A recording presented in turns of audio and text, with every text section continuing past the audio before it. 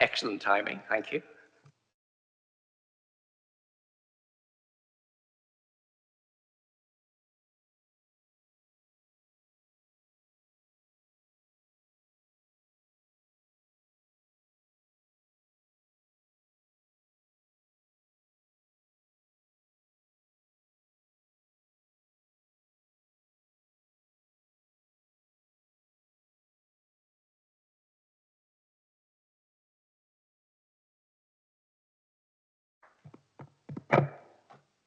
Right. Let's get underway. Good evening, everybody, and welcome to this meeting of the Dacorum Borough Council's Development Management Committee. My name is Councillor Garrick Stevens, and I'm the chair of the committee. Our vice chair is Councillor Fiona Guest, who's sitting over there. And the other members of the committee in attendance at the meeting are, hang on, where's my list? Councillor Smith-Wright, Councillor Bromham, Councillor Joris, and Councillor Hobson. And on the front row, we have Councillor Riddick, Councillor Walker, Councillor Durrant, and obviously Councillor Guest.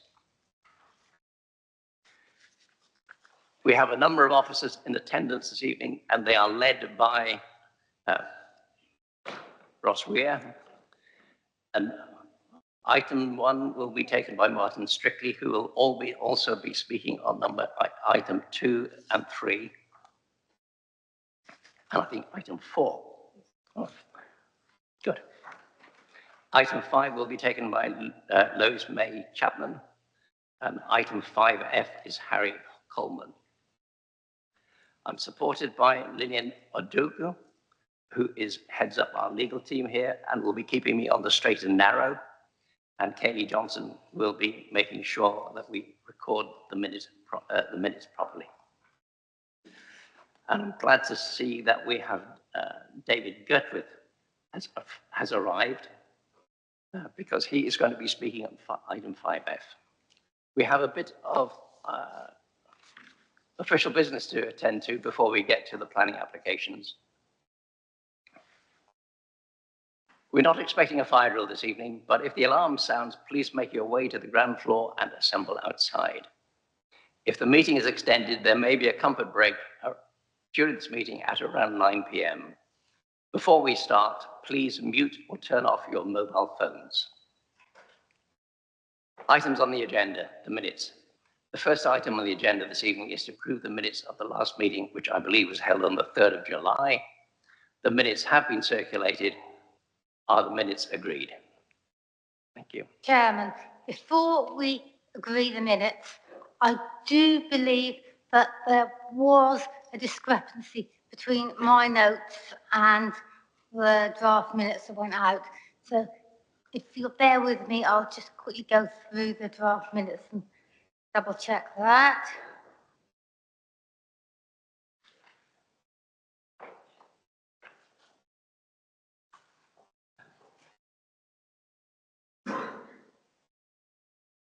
That's 5A, so okay. Going down, that's 5B. 5B is okay. So I did email Kaylee about this a while ago. Kaylee, do you recall getting the email? About apologies? Yes, one of the proposed and seconders differed from my notes and the draft minutes. So just going through the email from you.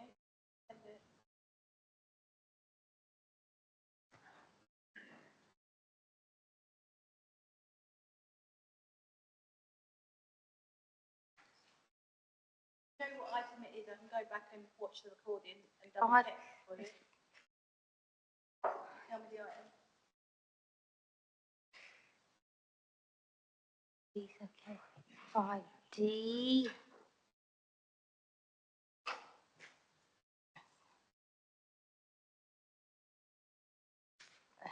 This is 5. This is 5D. Right. It's proposed by Councillor Allen, second by Councillor Hobson. 631. Okay. 5E.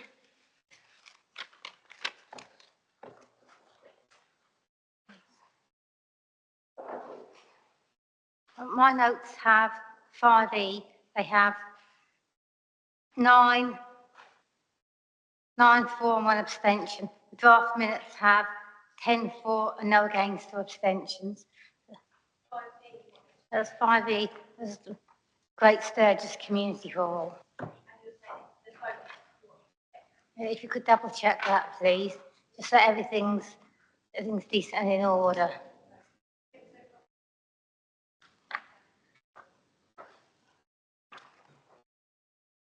So subject to clarifying on that particular item, are the rest of the minutes approved? Agreed. Okay, thank you.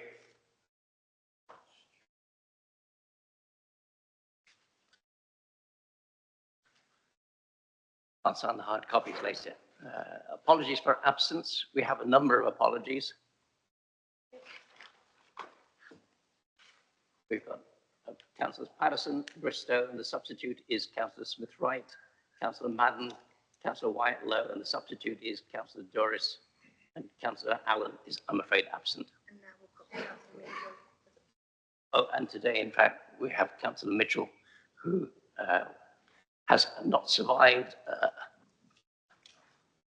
a medical procedure today. She is knackered, she said. Technical term. Sorry. Glad you finished the sentence.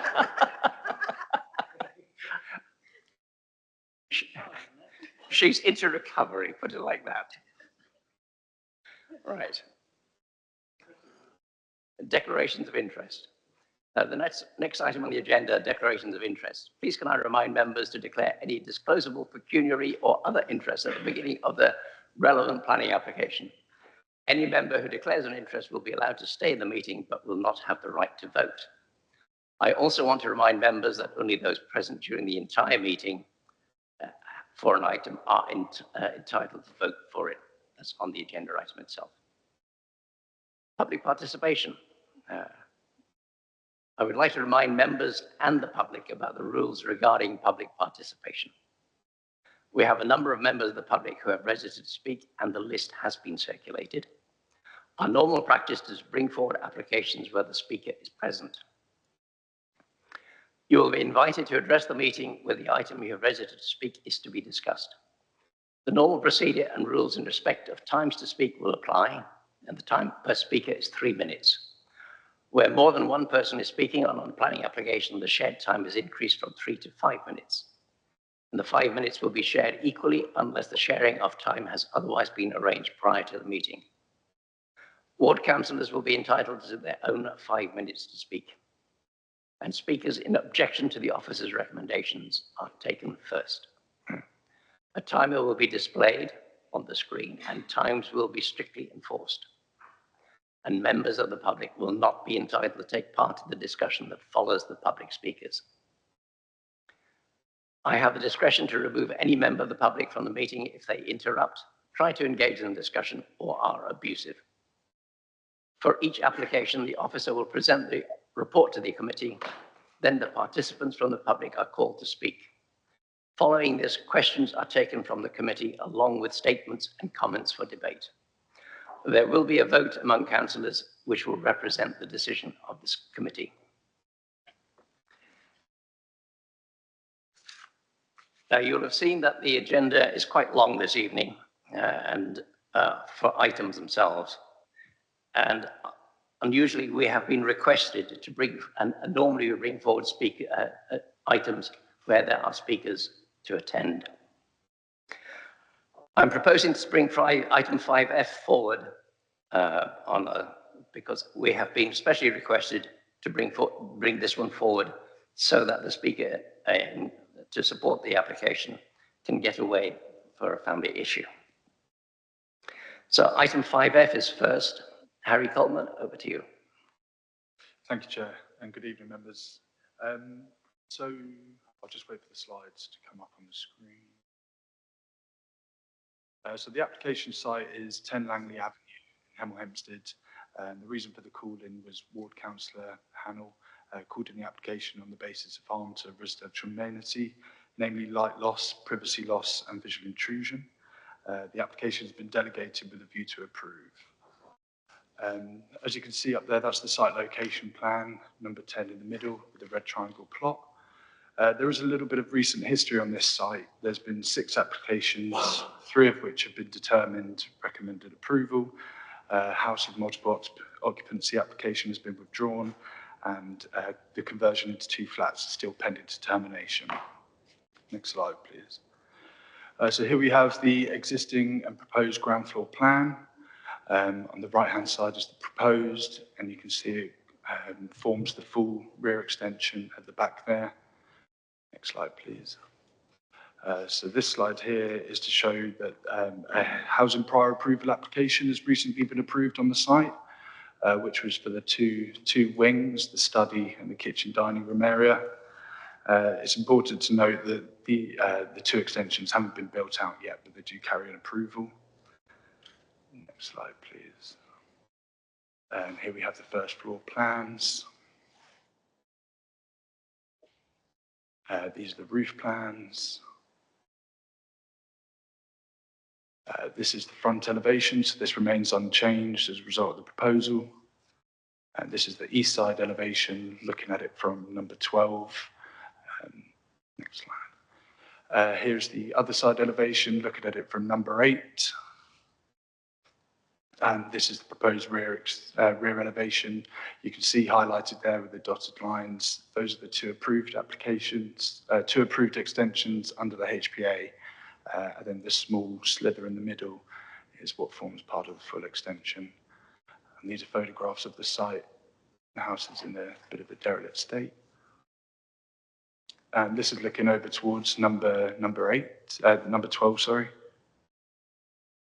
And on the other side, that's number 8, which is set lower in elevation than the application site. And here is a Google imagery showing the site with the neighbours in position.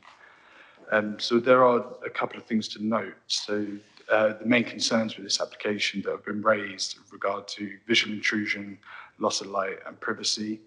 It is important also to note that while concerns have been raised with respect to parking, the application wouldn't have any impact on net parking requirements given that no bedrooms are being established.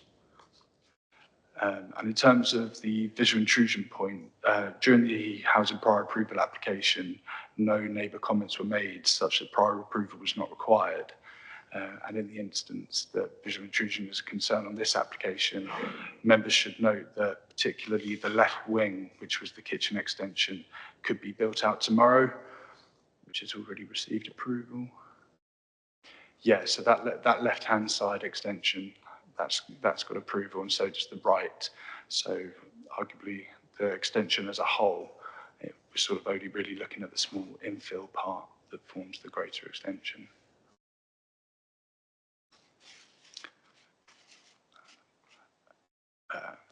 I think that's all for the moment. Thank you. Right, we have a number of speakers here. Councillor Hamill, speaking in objection. You have 5 minutes, sir.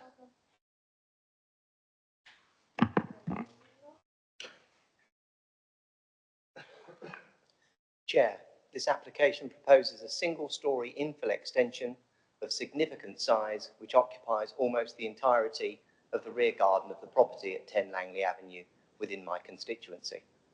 While submitted as a domestic extension, its size, configuration, and importantly, its timing is entirely inconsistent with that of a standard resident applying to expand their ground floor living space.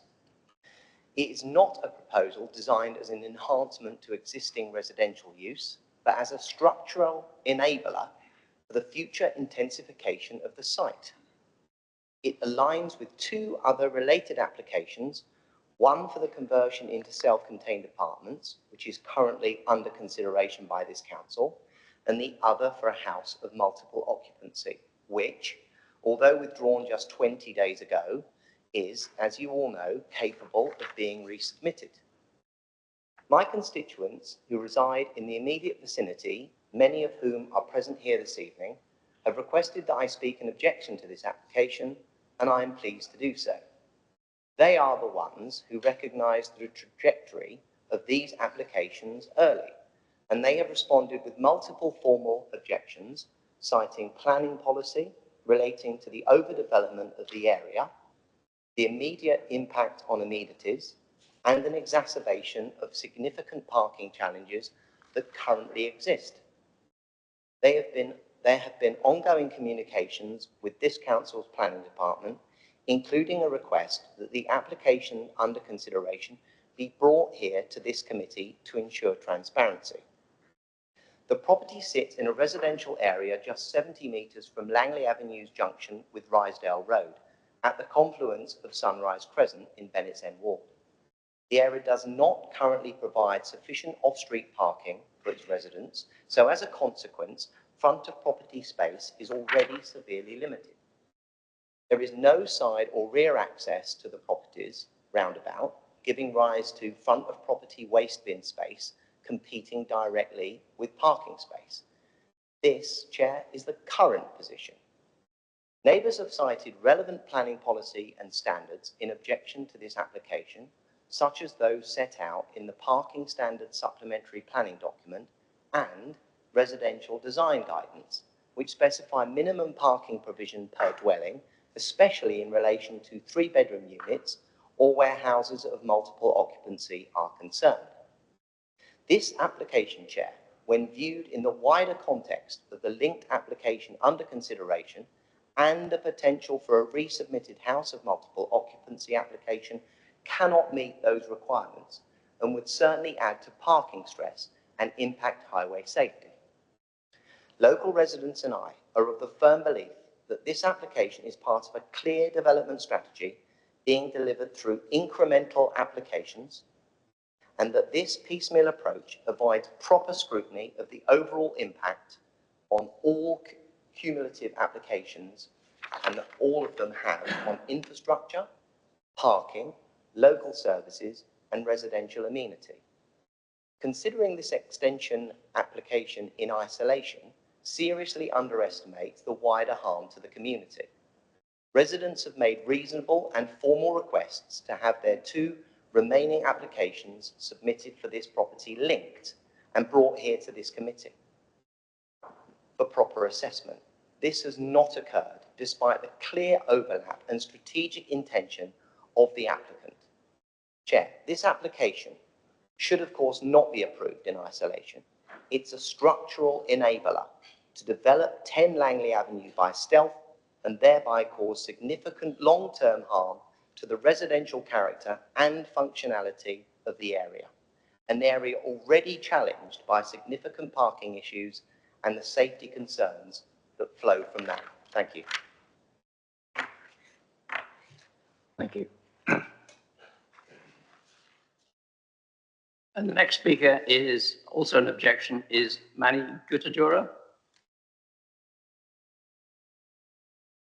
That's it.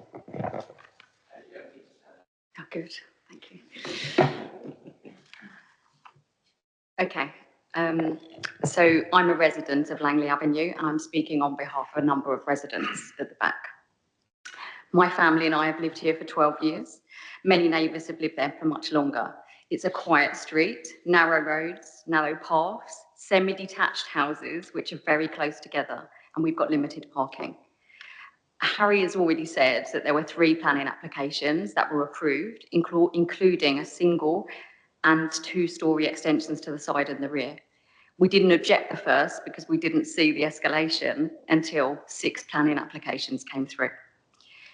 The council's delegated report dated on the 10th of March clearly stated that some of these extensions, specifically the single and the 2-storey rear extensions, could not be built together because they contradicted one another. So this undecided infill extension seeks to achieve much of the same overdevelopment by building to the side and the rear. So I've been asked to discuss 2 main issues. One is the overdevelopment. The proposed extension removes almost the entire usable back garden space and introduces bulking inconsistent with neighbouring homes. We do not know of a family who would live in a property of this size without a garden. It's questionable how local planning policies aimed at protecting private amenity space and low density character of our area will approve this and achieve the same protection that was promised. 2 is the facilitation of multiple occupancy use. Whilst this isn't the application, it's coming. The layout, the footprint, the timing of the extension suggest a deliberate move to create space for multiple units, either the submitted apartments or a resubmission of the HMO. This use is out of character of our area and it will lead to significant and inappropriate increase in occupants and activity on our street. We understand that single-storey extensions rarely come before committee. However, we did request that the application for the apartments would come to the same committee, and that's why we're here. It's not just one single extension, it's 6. It's the catalyst to bigger developments, a semi-detached house being made into a HMO or apartments. The application for the apartments is still undecided. And while the council has stated that it's minded to refuse it, the decision hasn't been made. I've learned that the 50% rule of permitted developments doesn't restrict building over the entire garden if your driveway is there to compensate. But this doesn't help with neighbours who have a small garden and their neighbour looks to build down almost the entire length of theirs. How would you feel? Or how would you feel to not be able to park on the street you've lived on for 20 years because the property slowly grew bigger and bigger, enabling far too many occupants with far too many cars? Currently, we already face issues with double parking of our neighbours from the cul-de-sac. Time's up, I'm afraid. No problem, thank you. Mr. Duckworth, you've got 3 minutes. Yeah, I can't say so.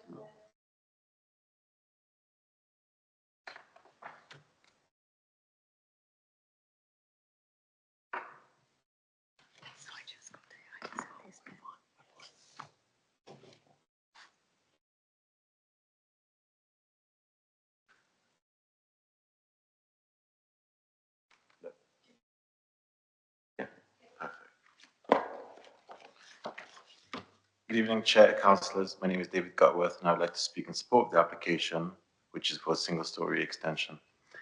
I want to emphasise that 92% of the massing of the extension has already been granted under 25.00211 HPA.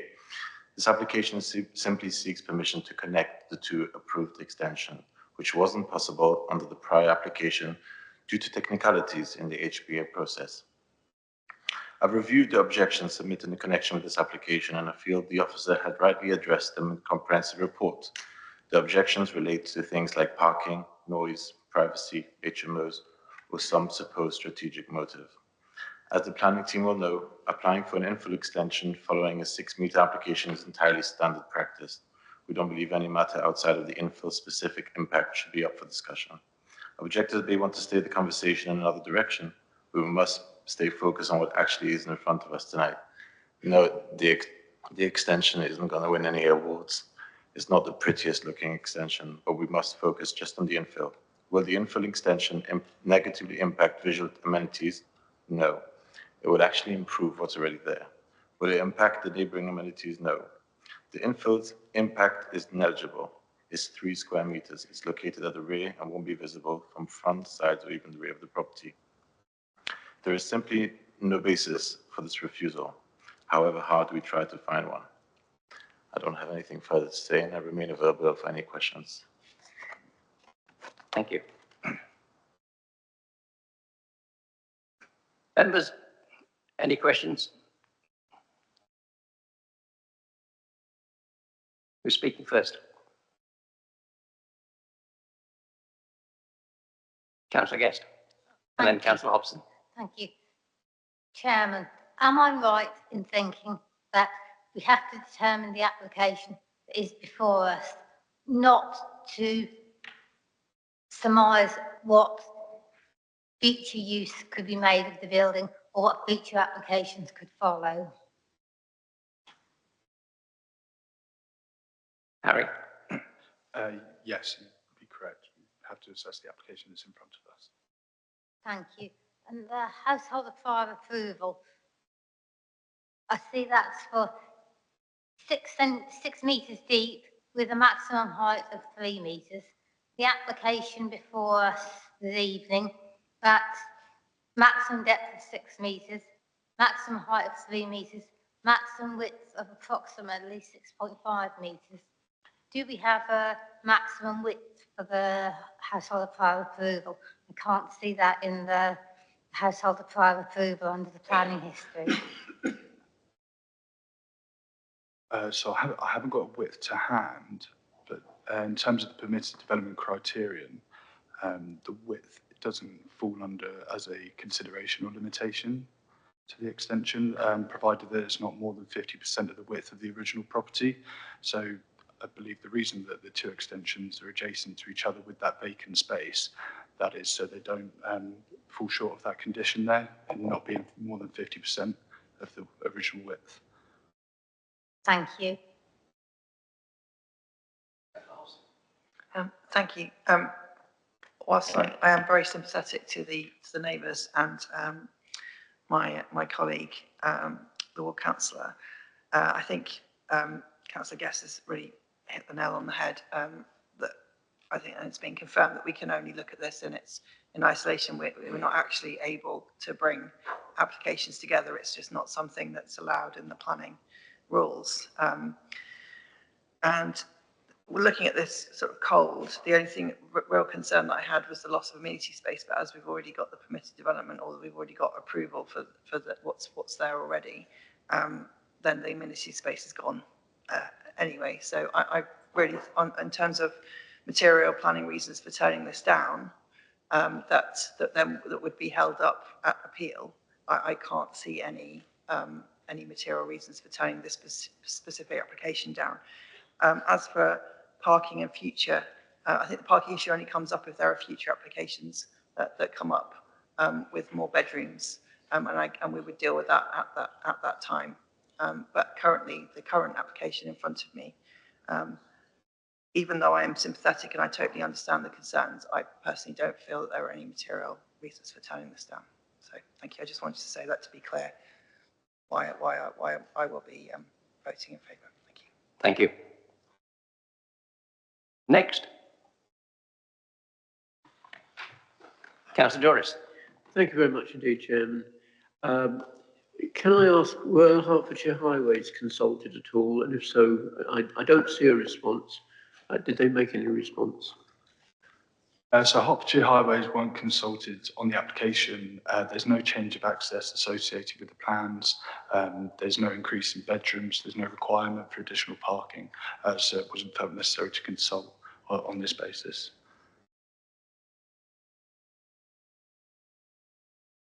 Anybody else? Right. If there's no further discussion on this, the officer's recommendation that planning permission be granted. Do I have a proposer for the officer's recommendation? Thank you, Councillor Hobson proposing. Do I have a seconder? Councillor Guest. Can I have a show of hands, those in favour of officer's recommendation? 2, 3, 4, 5, 6, 7. 7 in favour. Those against? 1 against. And I'm going to abstain. Thank you.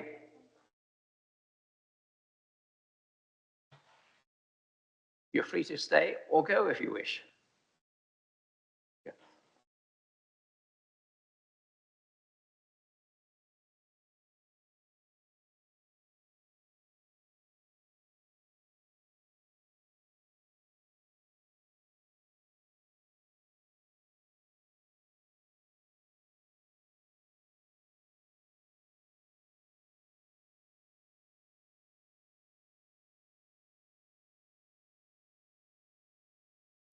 We'll go back to the beginning of the agenda.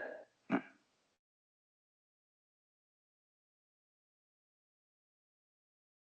item 5A. 02705 is the construction of a nursing home, use class C2, for up to 67 bedrooms for dementia care with separate bin cycle store buildings electricity substation and associated works, etc., etc. Martin Strictly is going to do the presentation. Over to you, Martin. Chairman, in the interest of transparency, I think I should declare the fact that probably something over a year, this proposition came to Northchurch Parish Council, at which I was in attendance in my role as the Hertfordshire County Councillor for the area. I don't believe I contributed anything to it, and if I did, I can't remember what I said. But it's such a long time ago, and I think time has moved on, so I would like to think that I am not prejudiced from participating or voting. Councillor Doris, I think the magic phrase is, and you come to this meeting with an open mind. My mind is always open. Martin, over to you. Oh, hang on, Councillor Smith-Wright. Yes, I come to the meeting with an open mind. I'm actually County Councillor for Bridgewater, and Northchurch is one of the parishes that I represent, but I come with an open mind. I haven't discussed this within the Parish Council. Thank you. Thank you. Thank you, Chair, and good evening, everyone. So the application's before us tonight due to objections from Northchurch Parish Council, and it's also been triggered due to significant public interest. Just before I start, I'd like to make members aware of a letter that's been received. It was circulated to members, I think 2 days ago, and put on the website, and it's also been passed to the developer. It was a letter from a neighbour, sort of rebutting the points that the developer's letter set out a week or so ago. I've also been passed a letter from Councillor Lara Pringle, and she's asked me to read it out, so if that's okay, I will read that out now. Colleagues, on behalf of my residents in Northchurch, I urge you to follow the recommendations of our planning officer and to reject the planning application.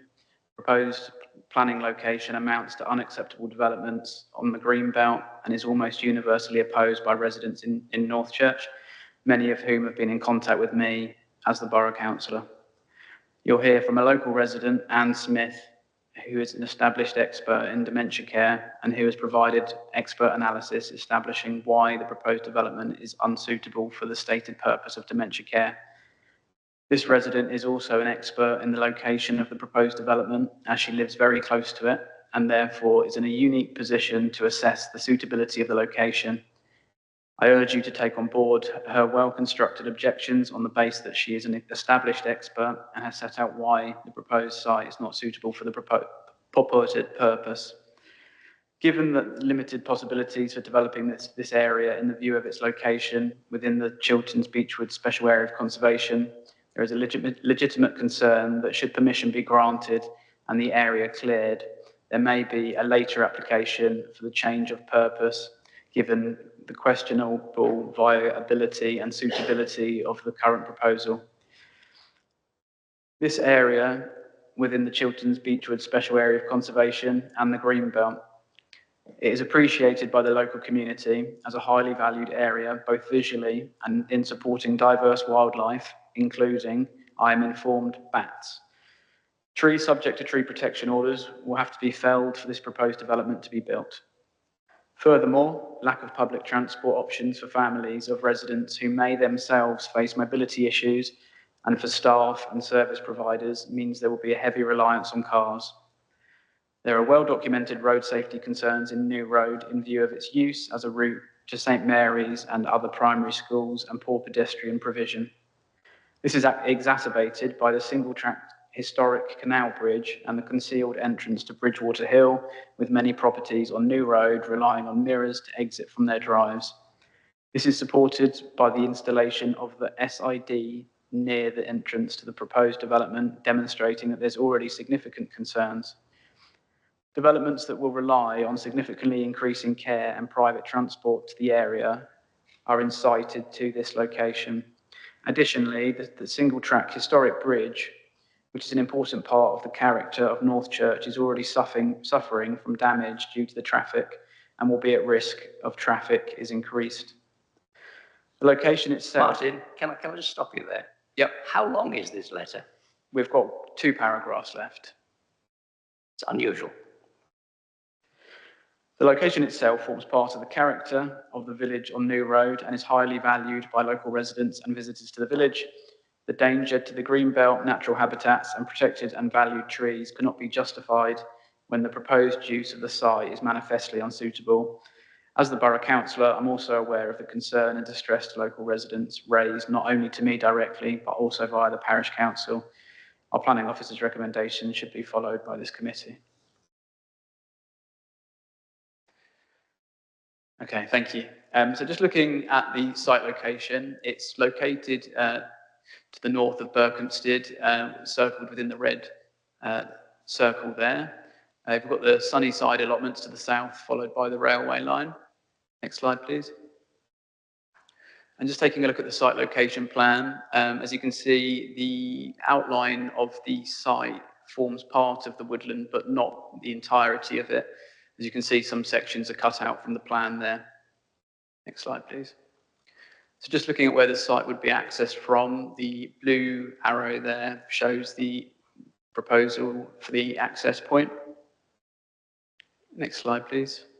And just showing it from the other location there. So it is adjacent to some properties on New Road. Just turning to the left there and looking along the boundary, southeastern boundary to the Sunnyside allotments. Next slide, please. And then just taking a view into the woodland. And then moving further along and looking into the woodland, as you can see, some of the trees are in poor condition with ivy, etc. I think it's quite unkempt generally. Next slide, please. And then just moving further along the southern boundary and looking in. Next slide, please. And then just turning around and looking across the valley, across the allotments. And then just turning back round and looking at the properties on New Road. So this is a view from the site, just looking towards the Chilterns National Landscape to the north. And then just moving slightly further back in the site and looking towards the Chilterns National Landscape again. So turning around, this is the approximate location of where the nursing home is proposed. The applicants tried to put the location of the building in the least sort of treed area of the site. And as you can see, there is a sort of clearance in part of the woodland there. Slide, please. And just looking slightly further back at the area without trees at the moment. And then just looking north, so we're looking at the properties on the bend in the road that goes up to Ashridge Forest, which includes, I think, Northchurch House and Woodside Cottage. And then just moving back around, the access to the site would be on the left-hand side of the screen in the distance. So just taking a look at the site layout here, you can see the access point from New Road. It's a 6-metre wide junction. The road sort of meanders coming in, obviously to avoid higher quality trees. Parking areas provided on the bend in the road, which terminates at a roundabout in front of the proposed building. There's areas for the residents' outdoor space on the left-hand side of the building, and there is a woodland walk proposed above the proposed building. So just in terms of the application, it's an outline application. If the application is approved tonight, we would base an approved plans condition on the parameter plan, which sets out specific parameters for the site. So what you can see here is the height limit up to 11 metres, which is the sort of dark orange on the building, steps down to 7.5 and then down to 4.5 on the edges. You can see the areas for the access and hard standing, and then you can see the public access area, which is a sort of lighter yellowy orange in the sort of eastern and northern parts. So there's just some sections showing what the building might look like. Clearly this is outline with access is the only sort of point. The rest are all reserved matters, but this gives a representation of how the building may look. It's a 3-storey building with some areas for balconies, and just giving a representation of potential design and materials that could be used on the building.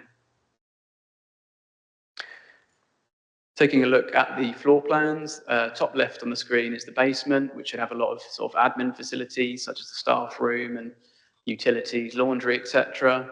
On the ground floor, we've got a number of care suites, which are shown in the green, and then more sort of admin staff related rooms in the light blue colour. And then the yellowy colour is the sort of communal areas and the sort of shared areas. Looking at first floor, similar layout in terms of where the care suites would be provided, and then some more shared communal spaces in the northern area. And then finally, just looking at the second floor plan, again, a similar layout. So just giving a representation of how the hard standing may look, we've got, I think this plan shows the woodland walk that's proposed in more detail, that goes around the northern parts of the site, and you can see the other areas of proposed pathways and the driveway again. Next slide, please. In terms of the trees, the council's raised a concern in terms of the number of trees that are being removed. We appreciate there are a large number of sort of lower quality trees. There is a blanket TPO on the site. The overall number is 156 to be removed, 30 a category B, and I believe that around 72 a category C and the remaining a category U. So we do appreciate that the category U trees are sort of ones that would want to be removed anyway, have a very short lifespan or are already in decline, but there are a number of high quality trees there as well. Next slide, please. This plan just indicates the proposals for tree protection. You can see the pink line indicates the fencing that would be used. There's also a root bridge system for the access road and parking areas that will help to reduce damage to tree roots. In terms of flood risk, there's a 1 in 1,000 year flood risk on the site. That's from surface water flood. In terms of the root bridge system, we have looked at that and it would be raised above the possible flood risk area. So in terms of flood safety, we're not raising a concern, but the council did require a sequential test to assess whether there are any more suitable sites that could be provided in terms of flood risk. The conclusions were that there would be other sites that would be suitable, and therefore the sequential test failed. However, we do not believe that's determinative of the planning application, and we've just put some negative weight in the planning balance on that. Next slide, please. So just a bit more detail on the flood risk mitigation. You can see on the bottom left, we've got the root bridge system showing how the cars would be raised to avoid that flood risk, but also the tree roots. The section right in the bottom, you can see how the land slopes away from the road into the site, and you can see sort of permeable materials, etc., shown on the building and the road to the right-hand side. There is a green roof proposed on the building as well. Turning to heritage assets, there aren't many surrounding the site, and there's no harm or issues identified with the conservation areas or listed buildings in the settlements. Some harm was identified by the conservation officer in relation to Woodside Cottage, which is a Grade 2 listed building. Daylight and sunlight, a BRE assessment was provided with the application. They've modelled trees and the dimensions of the building. And if you flip to the next slide, please, the assessment revealed that all of the suites would be acceptable in terms of light. They would all pass, bar one care suite and some of the sort of admin rooms. But overall, there wasn't a concern in terms of light overall in the context of the whole building. Sustainability-wise, the proposals are to potentially achieve a BREEAM Excellent rating, and this is something that could be conditioned if members are minded to approve the proposal. Regarding neighbouring amenity, the building is quite far from the neighbouring residents, so in terms of overlooking privacy, loss of light, visual intrusion, etc., there's no significant impacts identified.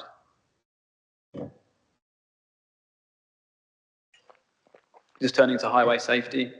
So the visibility displays have been assessed by the Highways Department. the 65 metres, and they've been found to be acceptable.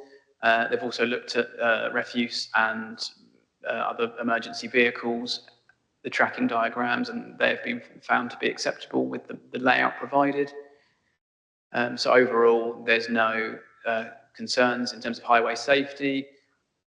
The Highways Department did recognise that the speed limit is generally breached in this location, and therefore some highways improvements have been proposed and recommended. So the proposal is to include speed cushions on New Road, but also provide a new crossing point and sort of improvements to the pavement there. So they would be included within a Section 278 Highways Agreement, subject to the application being approved. Just on highways as well, it's worth noting that there were some sustainable transport measures that the Highways Department suggested that the applicant has sort of agreed to and would be captured through a 106 should that be completed. So turning to the landscape strategy, you can see here that there's a number of trees and other planting proposed. As part of the landscape and visual impact assessment, the applicant is proposing to put some understory planting and new trees within the site. We've had some comments from ecology and the trees and woodlands team raising concerns about potential success of the proposed planting, mainly to do with competition with the existing trees on the site. So one of the reasons for refusal, which I'll talk about later, does include this as part of that. And in particular, that long-term harmonious relationship between trees and the building. Clearly, if you're planting some trees close to the building, there's going to be pressures to prune or remove those.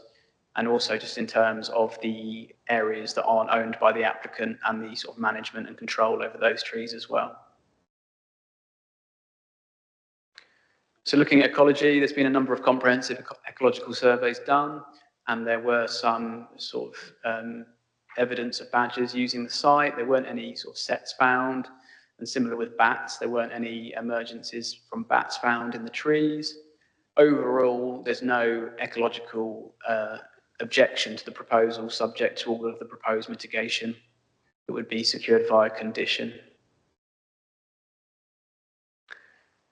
So just looking at the landscape and visual impacts, clearly we're in the Chilterns National Landscape, and we're also in the local landscape character area 117.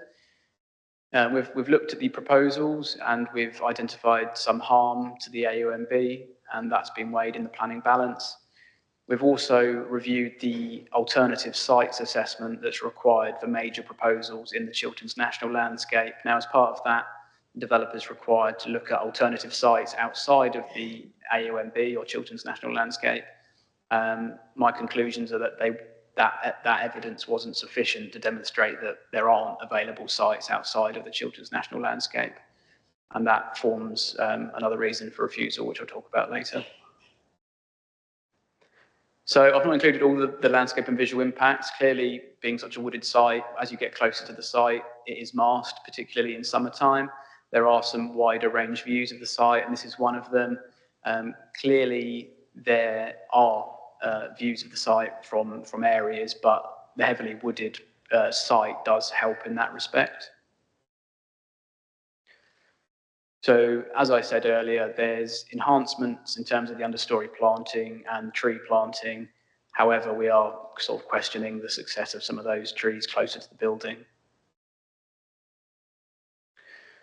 So just to talk about the benefits of the scheme, there's been a market needs assessment and a socio-economic benefits sort of assessment provided.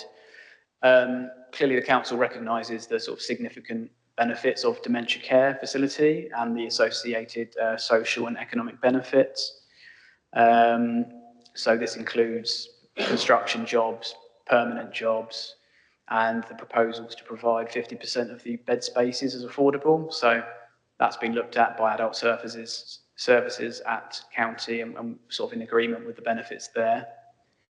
Next slide, please. But just turning to the planning balance overall, whilst there are significant benefits found in the proposals, there are a number of harms that do not outweigh that. So the reasons for refusal relate to Greenbelt, which is visual and spatial impacts on openness, and there is some conflict with 3 of the 5 purposes. The Chilterns National Landscape Point, which relates to the alternative sites assessment, which I talked about earlier. The trees, the loss of trees and the unsustainable nature of that, but also that harmonious relationship point. And the lack of a section 106 that would secure the relevant Chiltern Beechwood SAC mitigation, and also the lack of that 106 that would secure sustainable transportation measures. So there's the summary of the planning balance, but happy to take any questions on any of those points. Thank you. Thank you, Martin. Without even looking at notes, I'm impressed. We have a number of speakers registered. Forgive me if I've got the pronunciation wrong. Mr. Storperstis, is that right? Right. And Mr. Home, speaking in objection to the officer's recommendation. You have 5 minutes between you.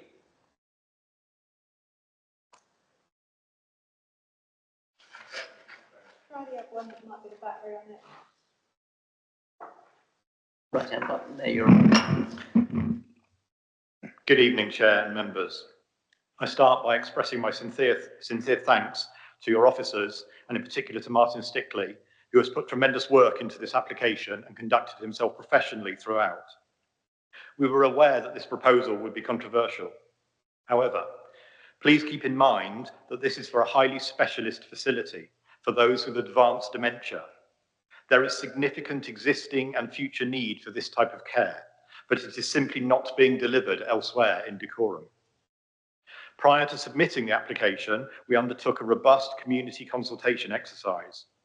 Although not reflected in the report, there was indeed strong evidence of support for the proposals, including from relatives of people with advanced dementia that had sadly no alternative options that would meet their care needs. Some have supported the idea, but questioned why this site. This is understandable, but ask yourself, why are similar nursing homes not coming forward on less constrained sites? The answer to that, members, is that the high land values on those sites will always favour more profitable care homes and assisted living. These are always 100% private market, with limited or no nursing care, and this contrasts with our proposal with full nursing care and 50% affordable bed spaces. We undertook an alternative sites assessment and a comprehensive sequential test assessment. These examined every potential site within 5 miles of the proposal. Your officers have pointed to a couple of alternatives, focusing on west of Hemel Hempstead, site LA3. However, that is coming forward as a private care home with assisted living. The site has almost no outdoor open space and is far too cramped for the specialist facility that we are proposing. The house builders who own that land are simply asking too much to allow for either nursing care or for affordable bed spaces. Given that our application site is complex, we have worked constructively with your officers to minimise the impacts on ecology, trees, and the national landscape. We have addressed the concerns that were raised, we have made improvements, and we have overcome the objections from the statutory consultees. With regard to trees, officers don't think we have got this right. But, members, this is an outline application, and this issue can be rectified through conditions and reserved matters. Save for the disagreement that there is about alternative sites, your officers would accept that this is a grey belt site. They accept significant benefits, as you have heard. They accept including meeting the golden rules. They accept the need for nursing care and the contributions that this development would make to Dacorum's housing. Significant benefits, economic benefits. To conclude, we propose a highly inclusive dementia nursing home, providing care for all who need it, not only those who can pay for the market rates. It is a truly unique opportunity, and we urge members to support it. Thank you. Chair, members, thank you. You just heard Peter explain how the main reasons for refusal can be addressed. I'd like to speak briefly about what it means in real life and the opportunity you have here this evening. The Icenia Local Housing Needs Assessment commissioned by this council shows a serious problem. Dacorum faces huge projected shortfall in specialist nursing care beds. But this is not only a need for the future, it is a need for now. Families are already having to place loved ones far from home, and the system is under growing pressure. This has been widely covered in the media by our own county councillors, who have stressed the need for additional care provision. This proposal offers a near-term deliverable solution for 67 dementia nursing beds, half of them affordable, with full nursing support and direct relevance to local care and housing policy. Peter explained why Taylor Wimpey site will not come forward as a nursing care for dementia. They are delivering a private retirement housing, not specialist dementia care. And they are charging full market rates, so there's no way to offer affordable beds. Even if we could buy the land, we can't. This is the only scheme in front of you. It's designed around local need. It's backed by care professionals, and it's the only option that you can actually deliver affordable dementia care within the next few years. If you turn this down tonight, nothing happens. The site stays empty, but the need doesn't go away. Families will keep suffering, and NHS beds will stay blocked, and the chance to fix that will be lost. Please support the application. Thank you. Excellent timing. Thank you. And the next pair of speakers are Anne Smith and Ben Kent.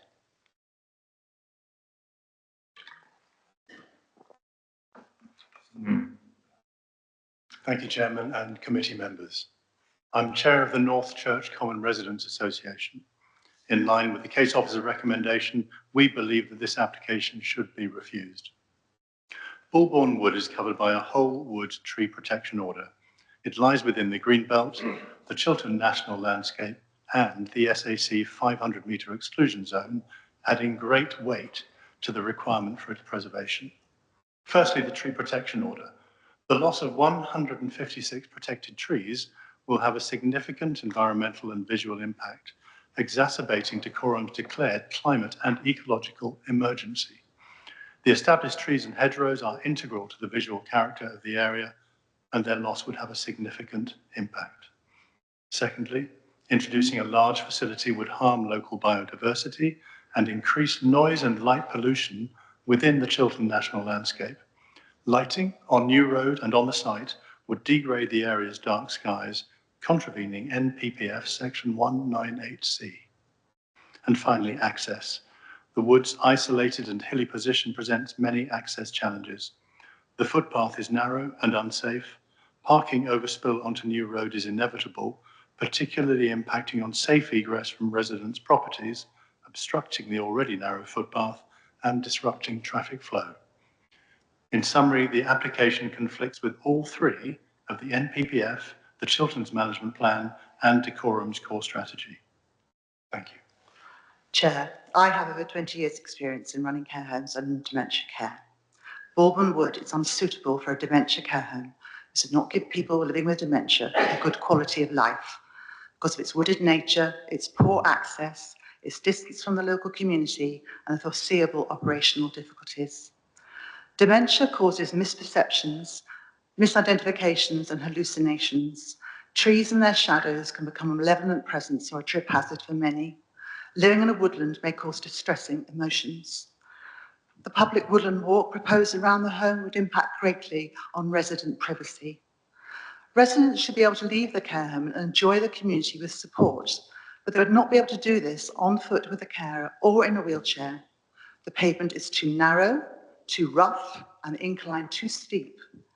A minibus is of limited help, as only a few residents can go out at any one time and not necessarily at the time of need. Watford Hospital is Dacorum's hospital, but in an emergency, care home residents in Bulbourne Wood could be taken to the nearer Luton and Dunstable or St Mandeville hospitals. An unfamiliar hospital could lead to poorer clinical outcomes due to exacerbating their confusion, as well as making continuity of care difficult. Care home residents with dementia rely on their loved ones visiting for both comfort and advocacy. But many, particularly elderly relatives, will find the journey too difficult with a limited bus service and the steep, narrow pavement from Northchurch village. These visiting difficulties would be so upsetting for both residents and relatives, easily avoided if the residents lived in a care home that was better located. Security cannot be totally guaranteed in a dementia care home, and it is my experience that residents with dementia care leave unobserved, sometimes very sadly with fatal consequences. The experience of people living on New Road is that there are far more near misses and minor accidents than are reported, and several deer are killed each year. A person with advanced dementia has no better road sense. I believe the care provider would find it difficult to operate this home owing to the unusual layout and the challenge of attracting staff to an inconvenient location. Dementia care is demanding work, and I cannot see staff wanting to wait for a minibus or slog up and down the hill or extend their commute more than necessary after a long, challenging shift. Financially, dementia care homes are particularly expensive to operate, with Berkham Oak's significant upfront costs already incurred, such as their PR, and the complicated build planned, it may be difficult to deliver on the assurances given, such as the affordable care, or even to achieve an adequate return on its capital expenditure. Good dementia care requires considerable skills and knowledge and the right location. Berkham Oaks does not offer any of this. Dacorum residents will always need good dementia care homes, but they must be suited within a familiar environment and within a local and safe community, easily accessible for relatives to visit and staff to work in, and with good access to a single hospital in an emergency. Berkham Oaks within Bulbourne Wood cannot deliver this. Therefore, it cannot be argued there are very special circumstances to build in Bulbourne Wood and no justification to destroy it for a dementia home that can never be fit for purpose. Time's up, I'm afraid. Thank you.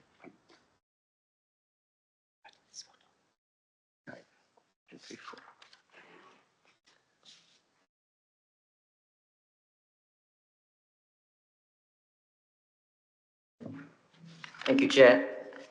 The Decorum Local Plan states that Bulbourne Wood is unsuitable for any development and has not been identified for release. Bulbourne Wood is protected by numerous policies, in particular National Planning Policy Framework, Chapter 13, Paras 189 and 190, and the Chiltern National Landscape Management Plan.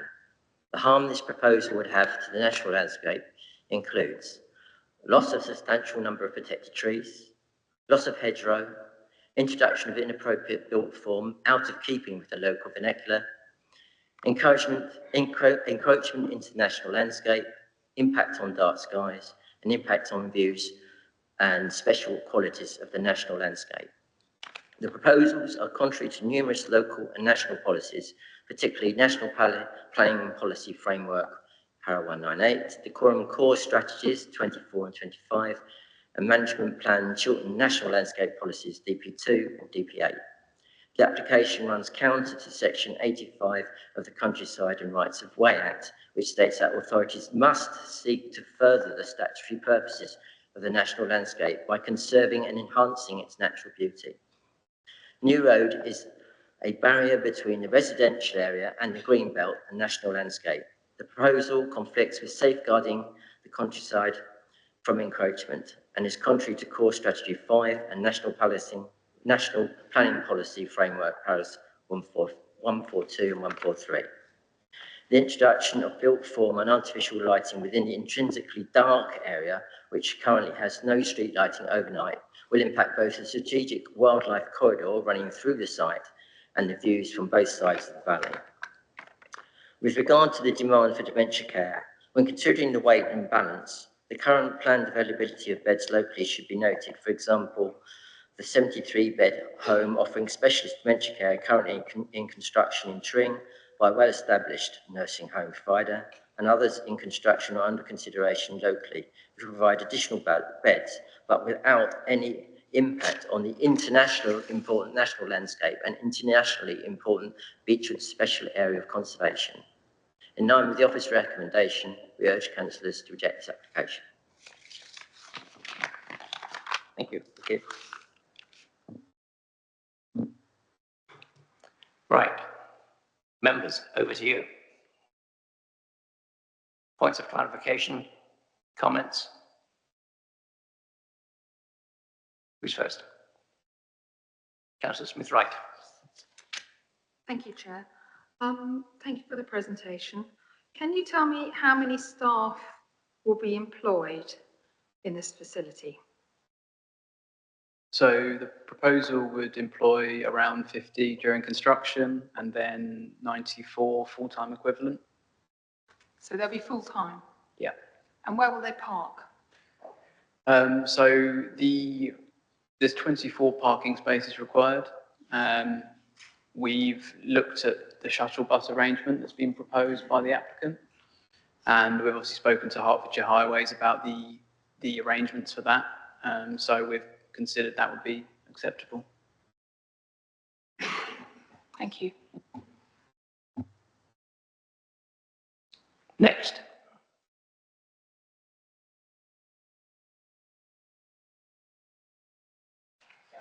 Councillor Doris. Thank you, Chairman. I've attended a good number of Development Control Committee meetings. And it's relatively rare for Hertfordshire Highways to overtly object to the application, but they do on page 115 due to a lack of information and other concerns. And I think we should give some consideration to that statement and that position by Hertfordshire Highways, in which they also make reference on page 117 to the fact that the application was drawn up into the form of a particular planning movement, Highways Design Guide, which has of course been superseded by Hertfordshire County Council's Place and Movement Planning and Design Guidance, which was adopted in 2024. And it gives me some level of concern that if the applicant is really serious about this, that they would have actually undertaken their due diligence before submitting their proposals. But as I say, I come to it with an open mind, but I do take cognizance of the statement and the objection by Hertfordshire County Council Highways Authority. Thank you.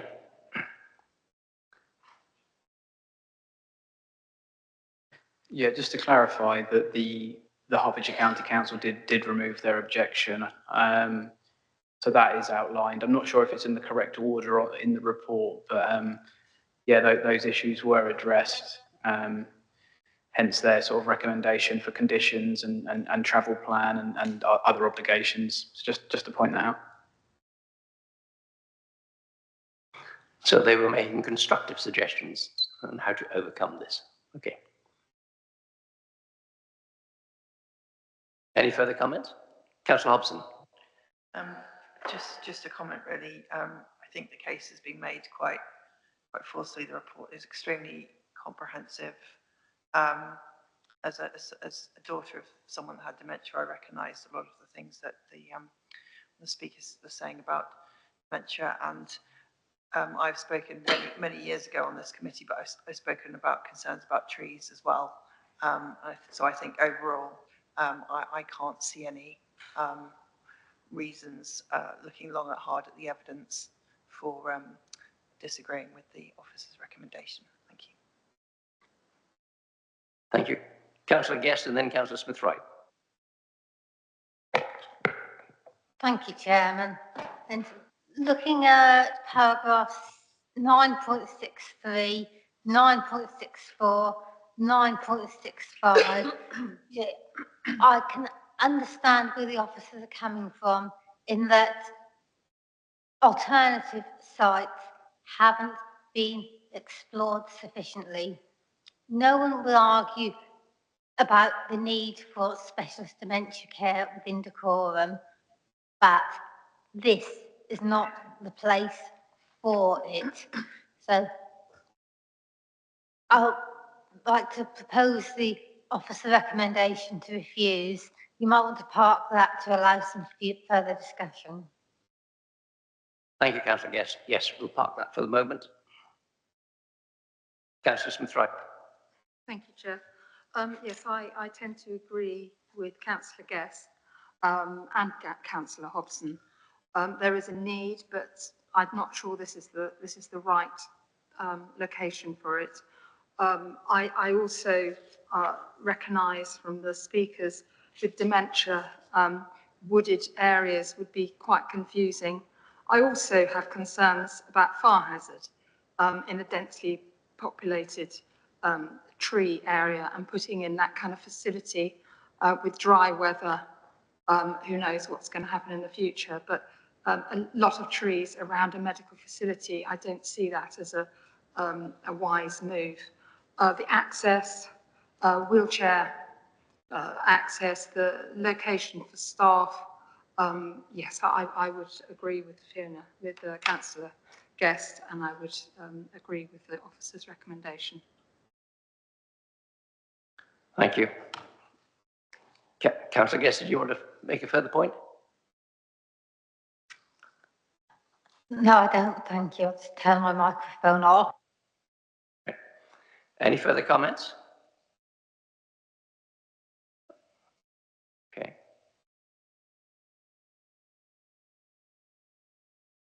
It's a very comprehensive report, and thank you for that, Martin. We've got a proposer that we accept officer's recommendation from Councillor Guest, and we have it seconded by Councillor Smith-Wright. Can we have a show of hands, those in favour of officer's recommendation, please? That's 8. I'm abstaining. So officer's recommendation is carried. Thank you. Can I suggest that we have a bit of an adjournment for 5 minutes? Please feel free to go.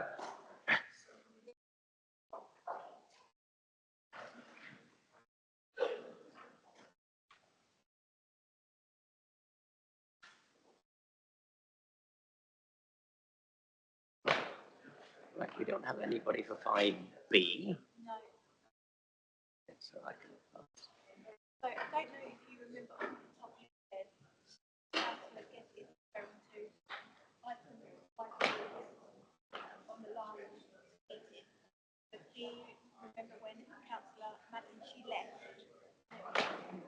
Everyone, it's a Great Sturgis Community Centre. Oh, that one, yeah. I'm sure you said that you were in favour for it. Yeah. Yeah, oh, you was. Okay, that's fine. So she said you abstained for it. Oh. Thank you, Mother. Definitely did. Yeah, that's fine. That's fine. So the minutes are correct. Okay.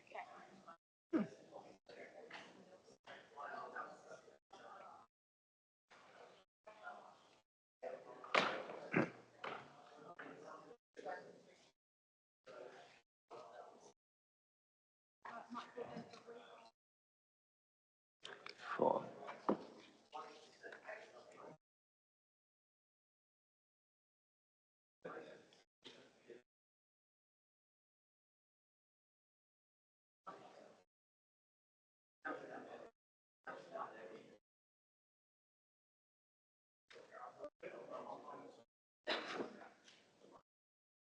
Mate, I need that dementia home.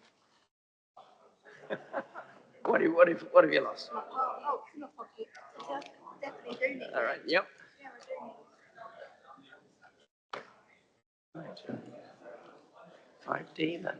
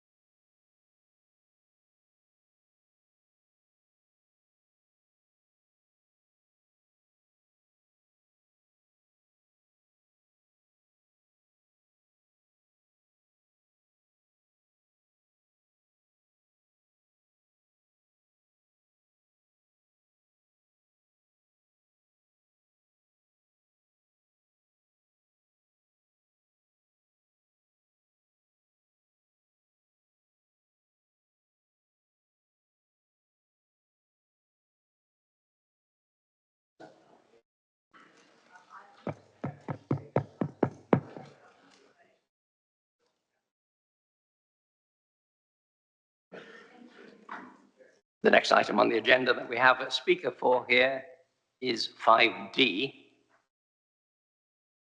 And I believe Martin is doing the presentation on that as well.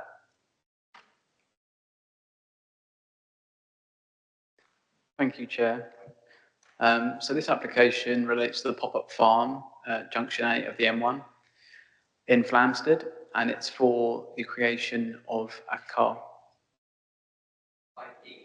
Oh, we want 5D now. Apologies. Sorry, we've got B on the screen, so yeah, okay.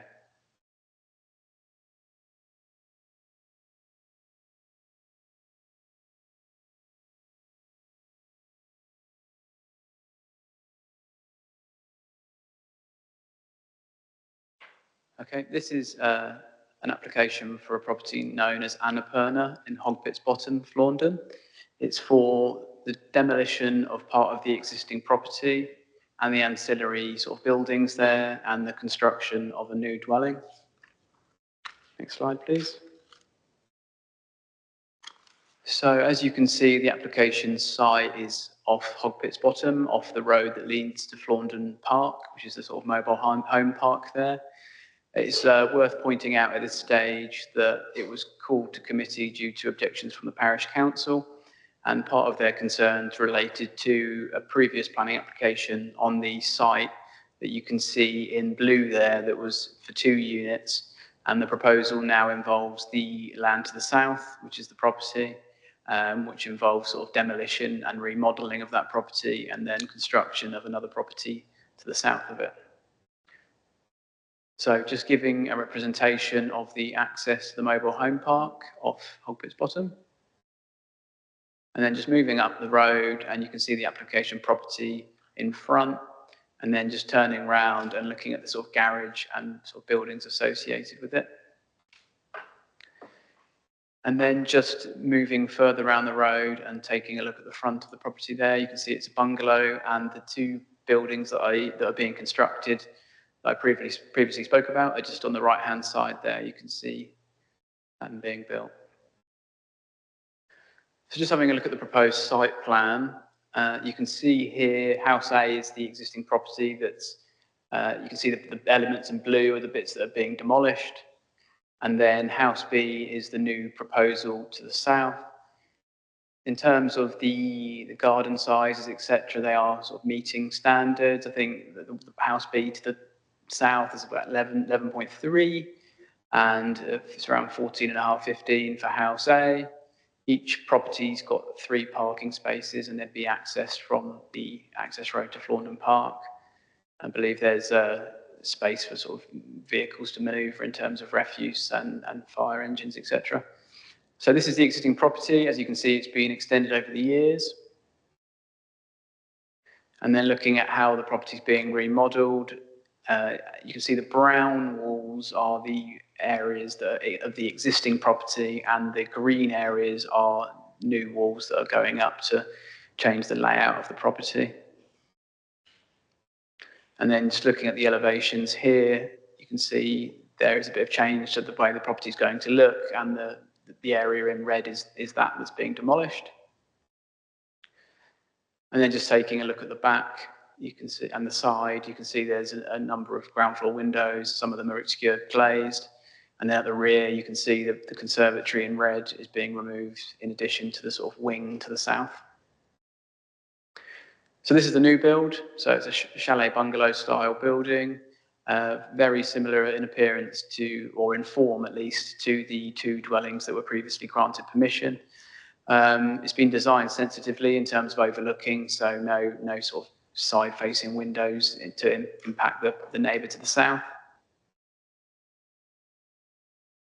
And then just having a look at the layout of that and at the parking area.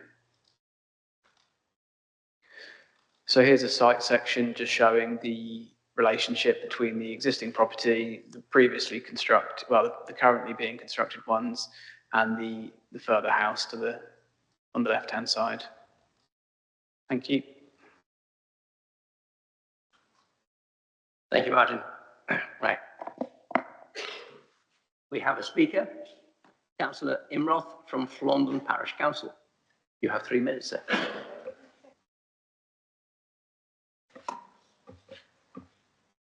Is that on? That's on, yes. Chairman, councillors, thank you. Annapurna is a detached house approached via a private road, as you've seen. Flaundon Park's a development of 41 static park homes. Until its recent sale, Flaundon Park and Annapurna were under the same ownership, with the owner and manager of the park living in Annapurna.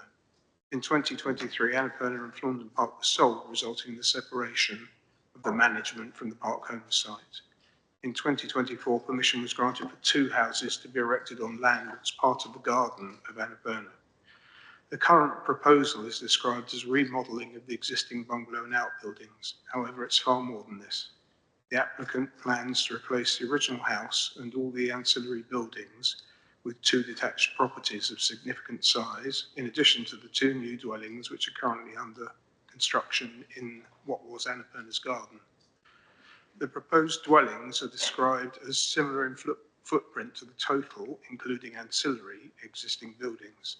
However, the proposal does not consider that both new dwellings are likely to require some ancillary buildings of their own, garden sheds, for example, meaning that the final position will be substantially more building on the site than currently exists. Thus, the proposal fails to reflect the generous spacing of neighbouring properties on Hog Pit's bottom, as they will be close to one another, appearing cramped and with very small distance between each house. The remainder of the already small rear gardens and rear amenity space will result in a feeling of overdevelopment, a visual detriment to the street scene, and unacceptable harm to the character and appearance of the area. In terms of size, the local plan states that replacement dwelling is one with the same building footprint, floor area and volume. This is not the case in this application. The gross external area of the 2 proposed buildings is over 100 square metres larger than the existing house, a significant increase in size. This application should not be classified as infilling, as the core strategy states that infilling will be taken to mean the infilling of small gaps between existing development, and that infilling will only be permitted where it's on a limited scale. Limited refers to a development which does not create more than 2 extra dwellings. Approval of this current application will result in 4 dwellings within the curtilage of Annapurna, which is originally 1 single dwelling, resulting in 3 additional dwellings on the site. There are no exceptional circumstances that warrant building on the green belt in this case. Together, these dwellings will reduce the open and spatial feel of the site. Consequently, the development would have a greater impact on the openness of the green belt than the existing building, therefore conflicting with the aims of the NPPF. 7 seconds to go. Any questions quickly? Thank you. Thank you. Good timing. I see I've got Councillor Walker ready to go. Oh, sorry. Sorry, Chair. Martin just needs to come back in just in relation to clarify something on the recommendation before we move into the debate, if that's okay. Cheers. Yeah, apologies for missing that. So obviously the recommendation for this one is grant subject to a UU, and what we're doing now is we're completing the appropriate assessment. So in terms of the Chilterns Beechwood SAC, we obviously have to identify what's qualifying development such as residential, and I believe Joan's going to do an item on this later. But basically we need to be sure through the appropriate assessment process and through the legal process that we're securing the correct mitigation. So it's just making members aware that we are putting those appropriate assessments on the system now, and I think Joan's going to speak more about that later. I don't know if there's anything else, Ross. Thanks. Chair, yes, should have stated, I am the ward councillor for Providence, Chipperfield and Flaundon, and so and my colleague, Councillor Riddick, is as well. I've had no involvement with this at all, and therefore I come with an open mind. Thank you.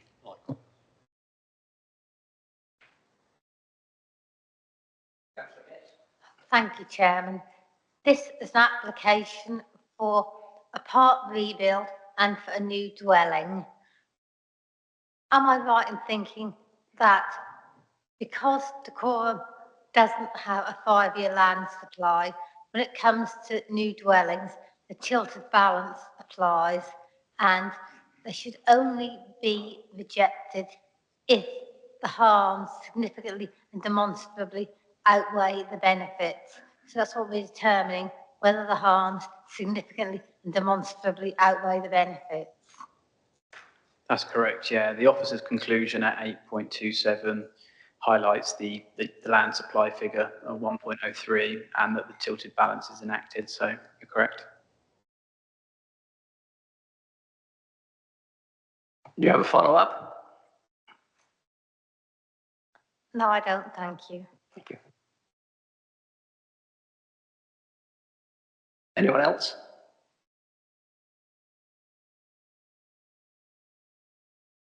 Any further comments? Councillor. Thank you. Yes, it is very disappointing that we have to follow this rule, because if it wasn't there, I wouldn't. I would object to this. I do think as far as the village goes, I do think it's too large, and there needs to be space between the buildings, and I don't think it's in keeping or in character. Thank you.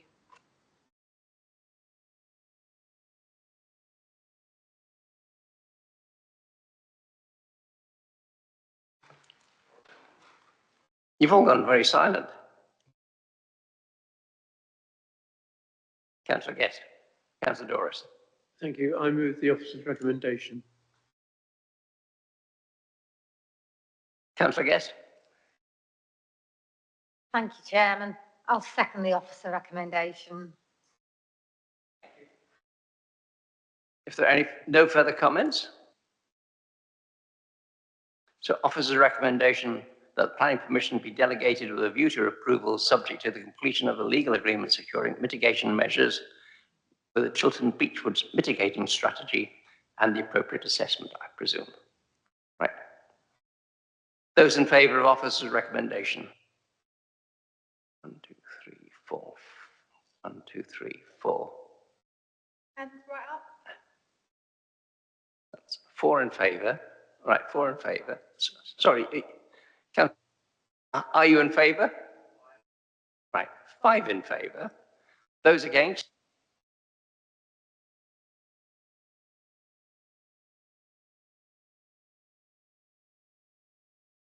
Officer's recommendation is carried.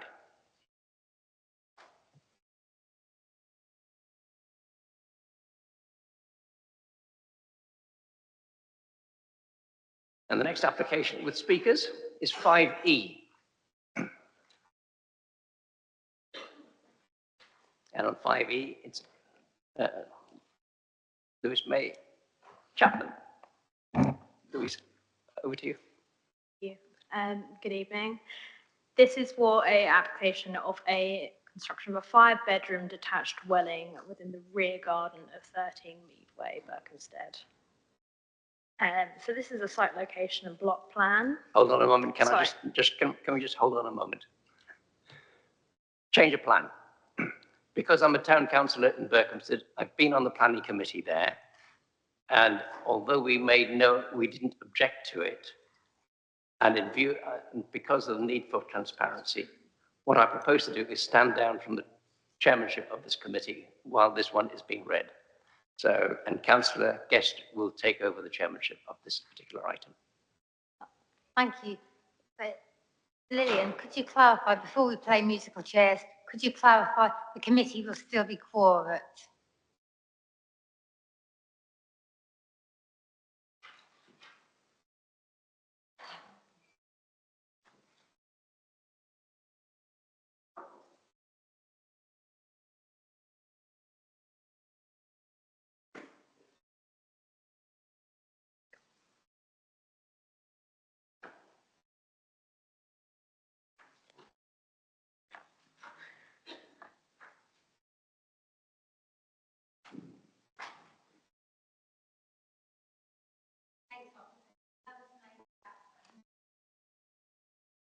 Over to the case officer, who's Lois May Chapman. Lois May, have you presented to a Decorum Development Management Committee before? Yes. Right, yeah. Anyway, it's over to you. Okay, thank you. So this is the site and location and block plan. As I said, it's for a 5-bedroom detached dwelling within the rear of number 13. So as you can see, obviously it is backland development, but that precedent's already been set by number 11A here, which was granted in 2020. Here is just a satellite image of the site. And then turning to the elevation plans. So this elevation here closest to 11A, and this elevation here will be facing towards 15A. As you can see from the block plan, it is in a kind of orientation where it is facing away, not directly in line, and this is to avoid overlooking and harmful views. But as you can see here, we've got no first floor windows, and these are just Velux windows, which are. And then moving on to the ground floor plan. And then the first floor plan, as you can see here, again, there's no windows, so this is the elevation facing towards number 11A, and this elevation facing closest to number 15. We've got an oriel window in here to divert views from the immediate garden of number 15 as well. Here is a street scene plan to show its visibility. As you can see, number 11A is visible, and some of the roof form may be visible when the vegetation is slightly lower in the winter months. Moving on to the site photos, so this is the view from Meadway. The access will be accessed from this part here, going straight down towards the rear of the site.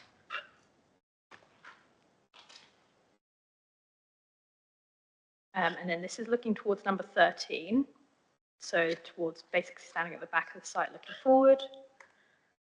This is looking towards the boundary of number 15, looking towards number 11A, looking towards Ivy House Lane, which is to the rear of the site, which butts to the rear.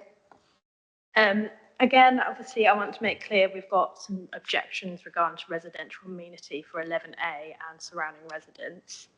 In terms of visual impact, whilst we are developing on a piece of open land, number 11A does have an immediate rear garden area. So whilst I admit that the courtyard here will be impacted, I think the separation distance between this point here and to the windows here, which serve a kitchen and a lounge area, which is open aspect, is approximately, I believe, 36 metres. Again, this is open aspect, so they have windows to the rear.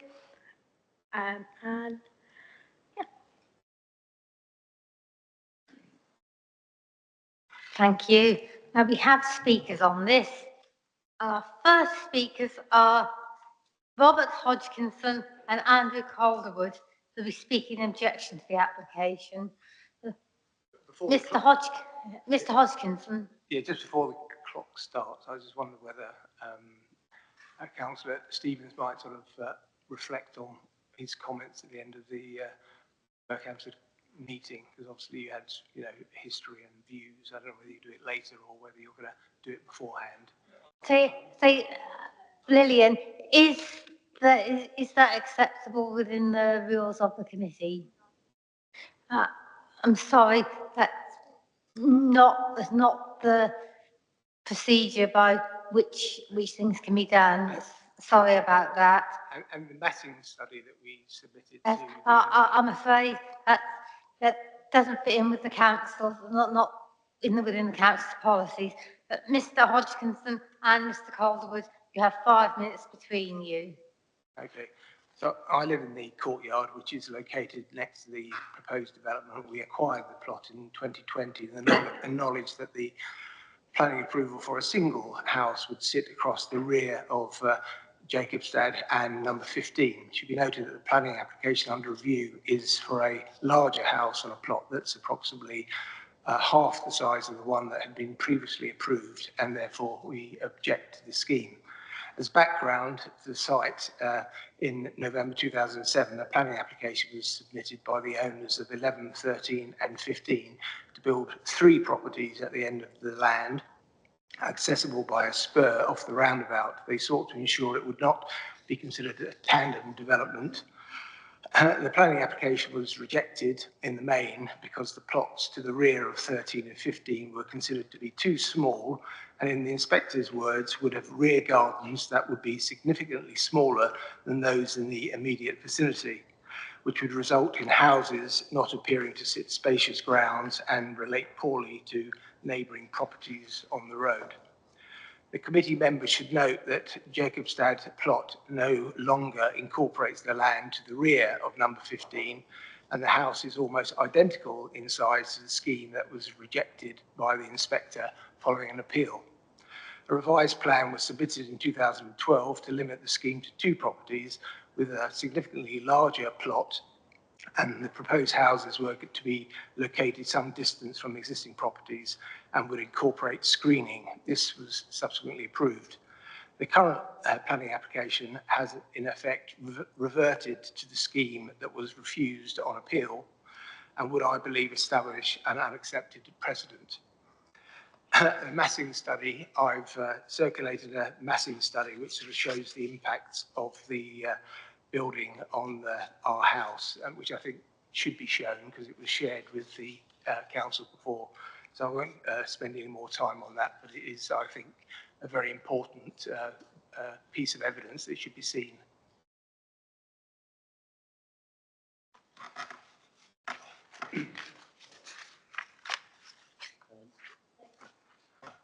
Good evening, and thank you.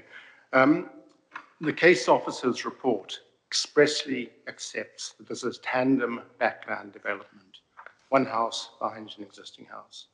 Under Policy 10, Decorum has maintained a clear distinction between tandem backland development and backland plot amalgamation.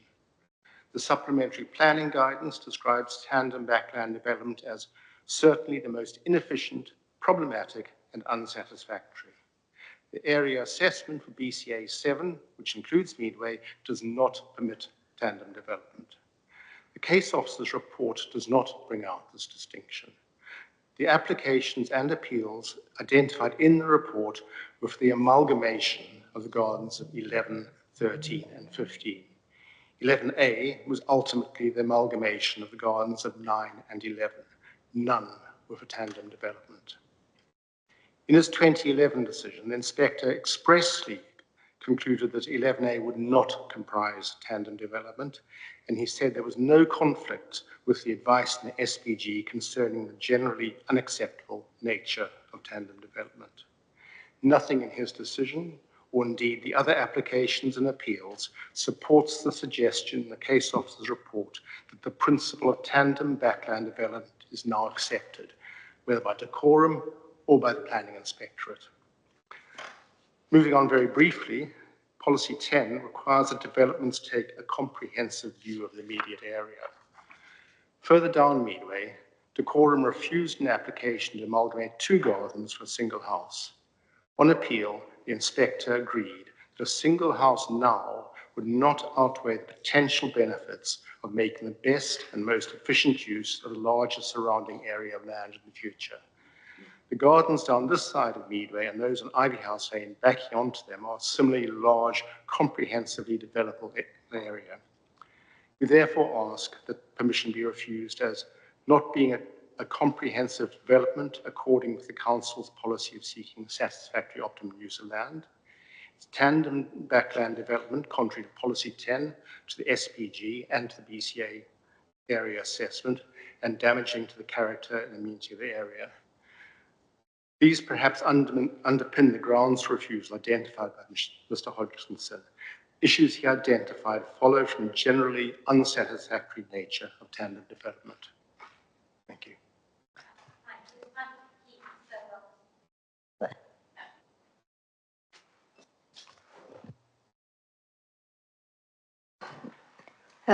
Thank you, and thank you for keeping so well to time. The next speaker is Sandra Clark, who will be speaking in support of the application. Ms. Clark, You have 3 minutes when you're ready.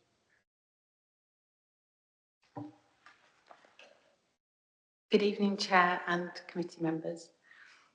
We are a small local development company dedicated to designing and building exceptional properties, focusing on the individuality of each project, thoughtfully creating homes that reflect the environment and family needs, and we take our responsibility very seriously to provide sustainable homes that will endure through time. With this project, we have spent time understanding the nature of Meadway with its large 2-storey detached houses and its evolution over the years, with additional dwellings being constructed within the boundaries of existing houses to create a larger suburban environment. We engaged with the planning department by way of pre-application advice that was positive towards our proposal, as our development would follow a similar pattern, and planning applications have been granted for 2 dwellings previously after the refusals that were mentioned before. Berkhamsted Town Council were on the whole complimentary on our proposal and saw no reason for refusal, giving much more intrusive developments have been consented in the town and need for brown land rather than greenbelt development.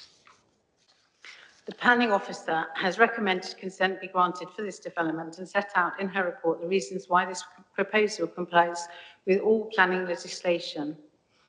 We acknowledge the concerns of some of the residents, and the planning officer's report covers all of their objections raised, but I would like to add that we have worked very hard on ensuring minimum disruption to the neighbourhood. The street scene will be unaltered as the house is set back from the road and screened by mature trees. The proposed and host houses have plot sizes of some 1/3 of an acre, which is commensurate with many houses now established on Meadway. And as the original plan was for plots to be subdivided, the character of Meadway has been preserved. The notable development is 11A, which is sited perpendicular to 11. The front of the house and courtyard is therefore directed toward the garden of 13 and occupies the majority of its plot to the rear of 11. The garden is sited in the land to the rear of 9.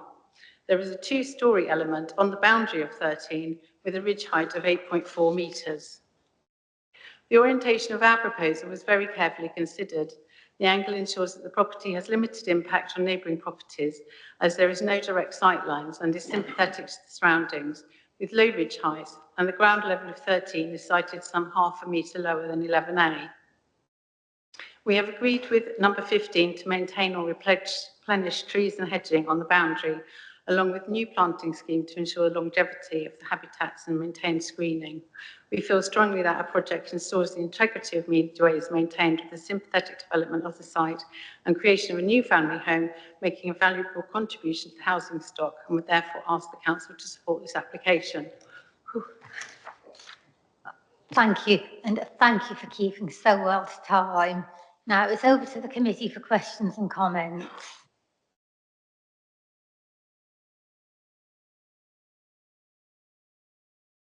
Questions and comments. Are there any? Councillor Hobbs.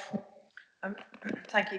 Could the officer just confirm, because I've just had a quick look through the core strategy, what the council's position is on tandem developments, backyard developments, because I hadn't appreciated the distinction that was described by the speaker.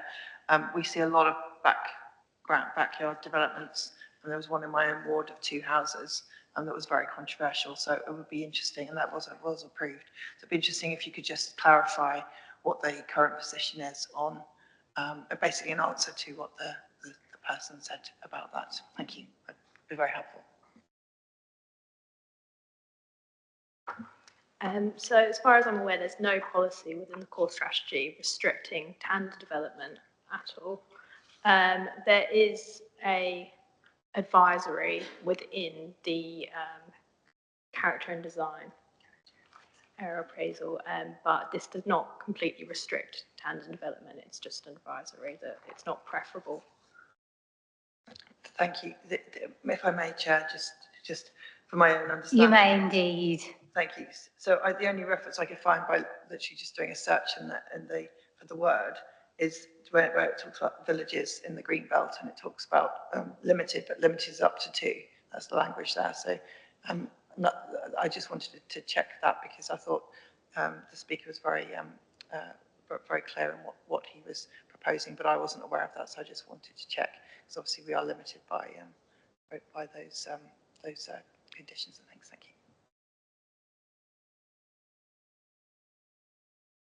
I'm afraid you can't take part in debate with the committee. I'm afraid that's the procedure of the committee. You can't take part in debate, I'm afraid.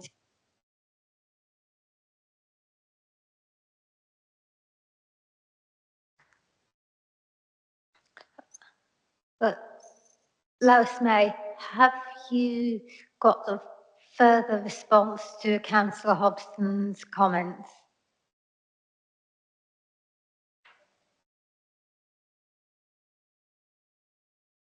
Have you got anything more in response to Councillor Hobson? I didn't feel like it needed further comment.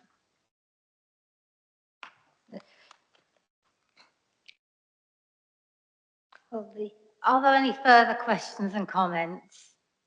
Well, the officer recommendation is to delegate with a view to approval. So is there a proposer for the officer recommendation? Is Councillor Smith right?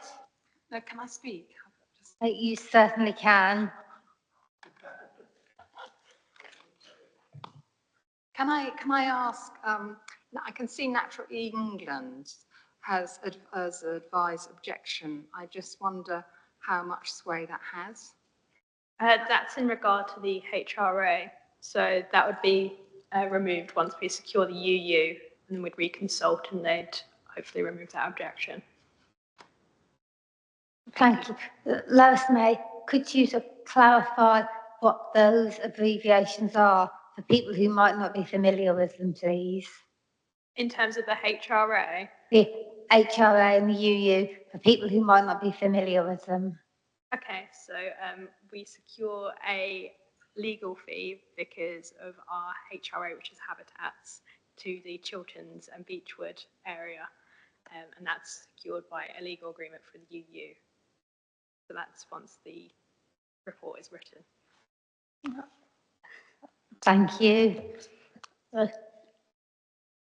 On the basis of that, the officer recommendation is to delegate with a view to approval. So is there a proposer for the officer recommendation? Councillor Hobson. Is there a seconder? Councillor Bromham just got in there first. Now, all in favour, please raise your hands.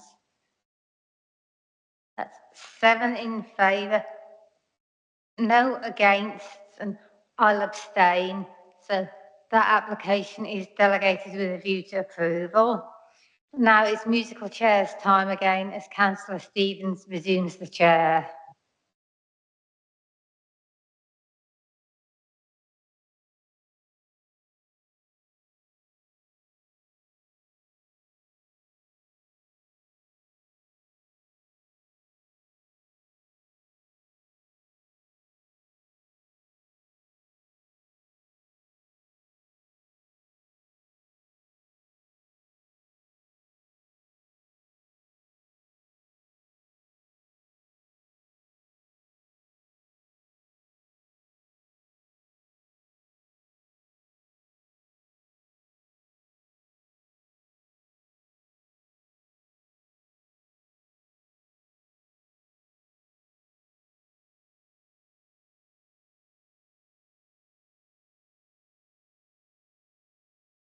If I've got this right, we're on 5B. Is that correct? Right. We are indeed. Right. It's on page 302 of the agenda. Creation of permeable visitor car parking, a pop-up farm at Junction 9 at the M1 intersection at Flamstead. Martin, over to you. Thank you, Chair. Just wait for the slides. So this application has been called to committee due to concerns raised by Flamstead Parish Council. It relates to a car parking area associated with a farm diversification project on the pop-up farm in Flamstead. Just a couple of points. We've concluded that A, the appropriate assessment in terms of no likely significant effects on the Chilterns Beechwood special area of conservation due to the use, which is agricultural, so no new residential units or recreational pressure associated with that. We've also updated condition number 2. So we have a condition that relates to retaining the use as an ancillary agricultural use. And if that use ceases, the proposals need to be removed from the land. And the condition we've updated to make sure that's done within 6 months, because originally there was no time frame for that. So just an update on that. And we also have had a further comment from the lead local flood authority. They've reviewed the infiltration testing that was submitted by the applicant several weeks ago, and they've clarified that that's acceptable. So just turning to the site, you can see the junction that comes off the M1 just to the north, the roundabout there, and there's already an existing access for the site that serves the pop-up farm. The pop-up farm provides seasonal activities such as pumpkin picking, lavender picking, lambing events, etc., etc. And they do already have vehicles that can park on this area of land, albeit they can't do that all year round due to sort of weather conditions. So the proposals are looking to sort of provide a more permanent situation to that. The applicants highlighted that there are some issues with not being able to pre-sale tickets for the events. Clearly, if events are rained off, there's no sort of income for that day. So this is the application site. It's to the south, it's to the east, sorry, of Flamstead. Next slide, please, Lois. So this is just showing the existing site access there. There is an area of hard standing that could accommodate up to 70 vehicles, and the proposals are for the area, the grassed area that can accommodate 300. You can see there's an existing agricultural building in the distance. And just looking at some of the existing hard standing that's on the site, and back to the site access there, and then just turning slightly right and looking towards the grassed area that's used for parking and the proposals. Turning slightly further around and looking at the area, and there's just a note, there's a right-of-way that runs along the boundary. And then just turning further right and looking south towards some agricultural buildings in the distance and the footpath that runs along the hedgerow there. So this is the proposed layout. I would highlight that part of the site has been, for further grasscrete has been introduced, which I'll show you on the drainage plan. But as you can see there, there's sort of the road access coming in, there's grasscrete for where the cars would be parked, and there's landscaping proposals that go around the site to screen the proposals. We are in the green belt here, but not within a sort of landscape designation like the AONB. Due to the comments from Flamstead Parish Council, they were concerned with the sort of formal layout of the car park and highlighted it. It looked industrial, and the applicant has agreed to further landscaping via the condition in terms of woodland copses in the corners. I'd also clarify that the points raised by Flamstead Parish Council, they raised the point about the pop-up farm becoming a permanent fixture, and a letter was responded to just to highlight that although the name is pop-up, that really relates to the seasonal events rather than the permanence of the actual proposals. And just while I'm on that, it's worth highlighting that in terms of the farm diversification for the site, it does refer to a larger farm holding. So the farm holding is 688 hectares in total, and this is just a portion of it that does the pick your own activities. But just having a look at the sections, you can see there the land does slope, and you can see the landscaping that's being proposed as well. And just a bit more detailed, a bit more zoomed in on that. So there is some landscape harm identified for the local landscape character area and the green belt. The land was historically used as a highways depot, but it's obviously at the moment just grassland that's open. So we do identify sort of moderate harm to the green belt and some harm to sort of landscape visual impacts as well. But as part of the proposals, we've got this comprehensive planting strategy that would be secured by condition. Just looking at some of the public rights of way around the site, you can see there's 3 footpaths, the blue and the 2 pink. That was just showing the viewpoints that were taken. And just to take a look at these viewpoints, these are the footpaths that go slightly higher up the site. Footpath 21 in the top, and then there's a photograph from the from the bypass or the road that's outside next to the harvester to the north, so it's quite well screened. And just taking some longer distance views from footpath 22 and 23. This is also within the Pick Your Own farm. And then just slightly further back, you can't really see the motorway there, but it's in the distance. Just looking at BNG and ecology, clearly there's a loss of some grassland there due to the proposed hard standing.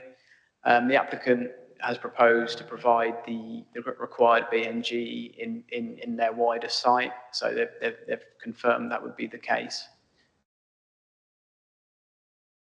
And this is just showing that, so they own further land just to the east of the site, so the proposal is to enhance that through the BNG.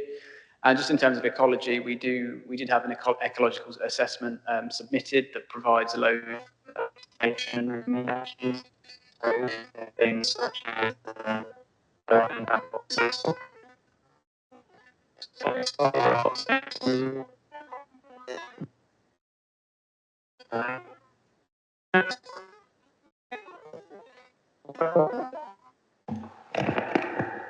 How's that?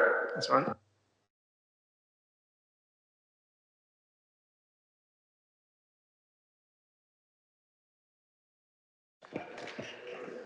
So yeah, just a number of ecological recommendations have been put forward, which are summarised in one of the proposed conditions. So just turning to the drainage and flood risk, we did have some concerns from the LLFA. Their final response requested infiltration and a few other points, and they did respond today on the infiltration point, saying they're happy with that. In terms of the grasscrete, to achieve the relevant runoff rates and the sort of infiltration rates, further grasscrete has been provided. So if you think about the original plan, you can see now that actually more of the site is going to be grasscrete, and it's just those initial access points to each part of the car park that will be hard standing. There's suds basins along the southern boundary or southeastern boundary, and we've got 3 conditions suggested by the LLFA that would address that in terms of sort of maintenance management of those suds in the future, etc. So that's the proposal. It's a Greenbelt case and it is considered to be inappropriate development. I've summarised the benefits within my report, but in summary, there's social benefits associated with it. The applicant does work with schools and charities and has an educational sort of approach to the site. There's also the rural tourism element in terms of economic benefits, and they do provide 6 full-time jobs and 30 temporary jobs. The government's push to rural tourism, farm diversification as well. And obviously there's some benefits in terms of biodiversity uplifts. Weighed against that is obviously the Greenbelt harm and the harm to just the landscape visual impacts, which are being softened over time with the landscaping proposals. But in essence, the conclusion was that very special circumstances do exist to justify the proposals. Thanks. Thank you, Martin. Members, over to you. Questions, comments? Councillor Smith-Wright first. Thank you.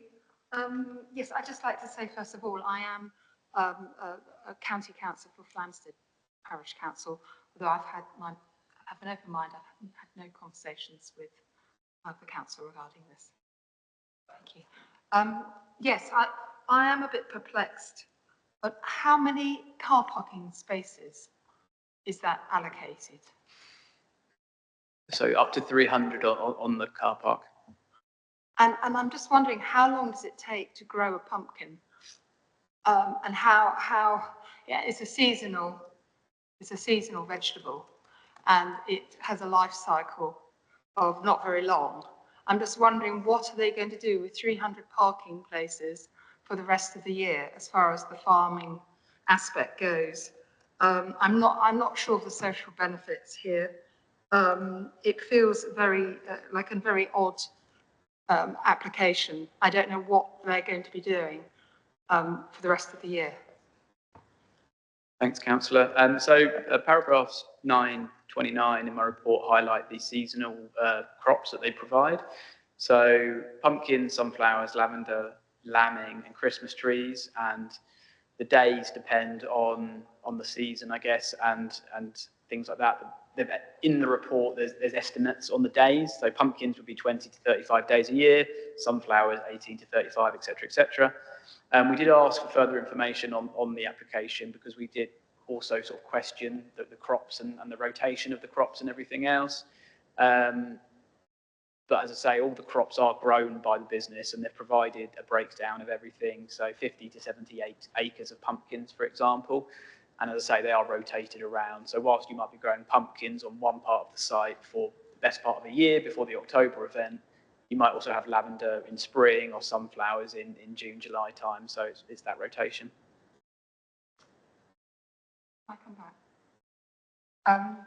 I just find that quite a kind of odd way of putting forward this application. I mean, who's to say this won't become a car boot sale site with that kind of parking? And I think, you know, approving something like this with them saying there's going to be sunflowers, lavender, pumpkins, we're not quite sure what, but, you know, I just think it's rather weak. So, sorry, just in terms of that point, clearly we need to be sure that the argument that's been put forward is a valid one, and the reason why the planning department are justifying it is secured. So condition 2 in the report highlights that the use of the car park shall only be used for ancillary agricultural purposes, and if the use ceases or is no longer considered to be ancillary to the agricultural operation, we have basically said that the hard standing and grasscrete need to be removed from the land within 6 months. So that's the point there, that this is intrinsically linked to the agricultural use.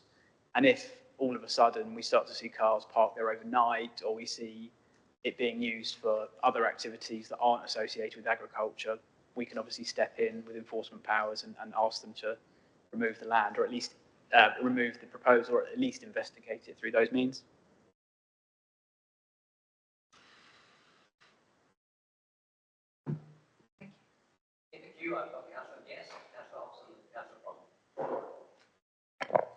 Thank you, Chairman. I believe Councillor Bromham got in first, so I'll give way to him.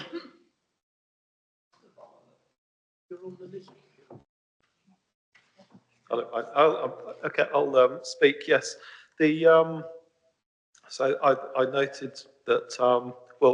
Firstly, this is, as I understand it, agricultural land, and I've seen these sorts of sites, car boot sales and so on. Just seems like desecration of what should be good land and our precious soil. We've got a nature recovery plan where soil quality is one of the most important things, and it seems that these kinds of sites are just tipping a whole load of road planings out in vast quantity, which will be probably impossible to actually clear up.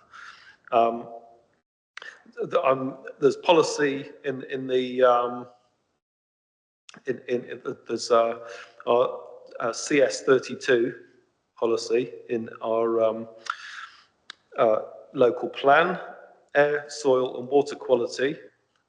We should maintain soil quality standards. Also in the NPPF, page 54, protecting and enhancing valued landscapes, sites of biodiversity and geological value, and soils is important. And that soils are an essential finite resource. So it seems to me that if we are building a car park, it should be done to a proper standard. I actually think next to motorway junctions is a really good place to have a proper car park for multi-mode transport, interchange and car sharing, not to mention where lorries could stay overnight and things like that. But this doesn't seem to fulfill those sorts of requirements. If it is to be a temporary pop-up, then they should use removable boards and return it back to its proper state in between. Also, the efficiency of the design, I think as was alluded to just now. So it says there are 11,000 square metres. Now, standard car park space is 2.5 metres by 5 metres. And by my calculation, if a third of the space is for access, then that gives you 600 spaces, not 300. So it seems like a rather inefficient design. So it seems to me that if a car park is to be built, it should be done properly and planned, and just throwing muck down in a field is not what we should be doing. So I will oppose this application. Thank you. We'll park that for the moment.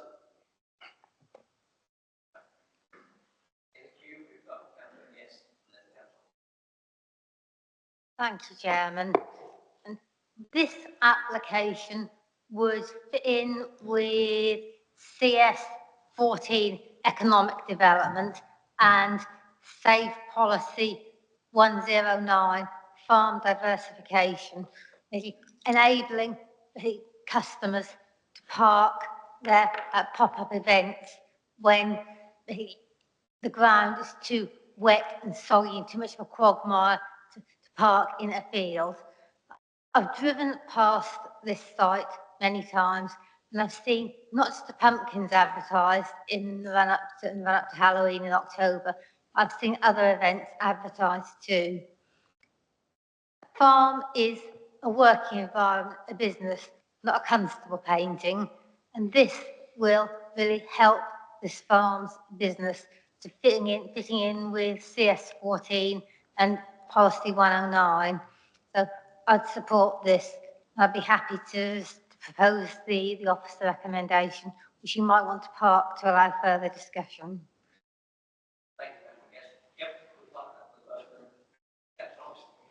Thank you. I respectfully completely disagree with the first two speakers. I really don't understand a lot of what they were saying, particularly when the current local plan that we've got going through its final things does build a lot on the green belt and makes a lot more of an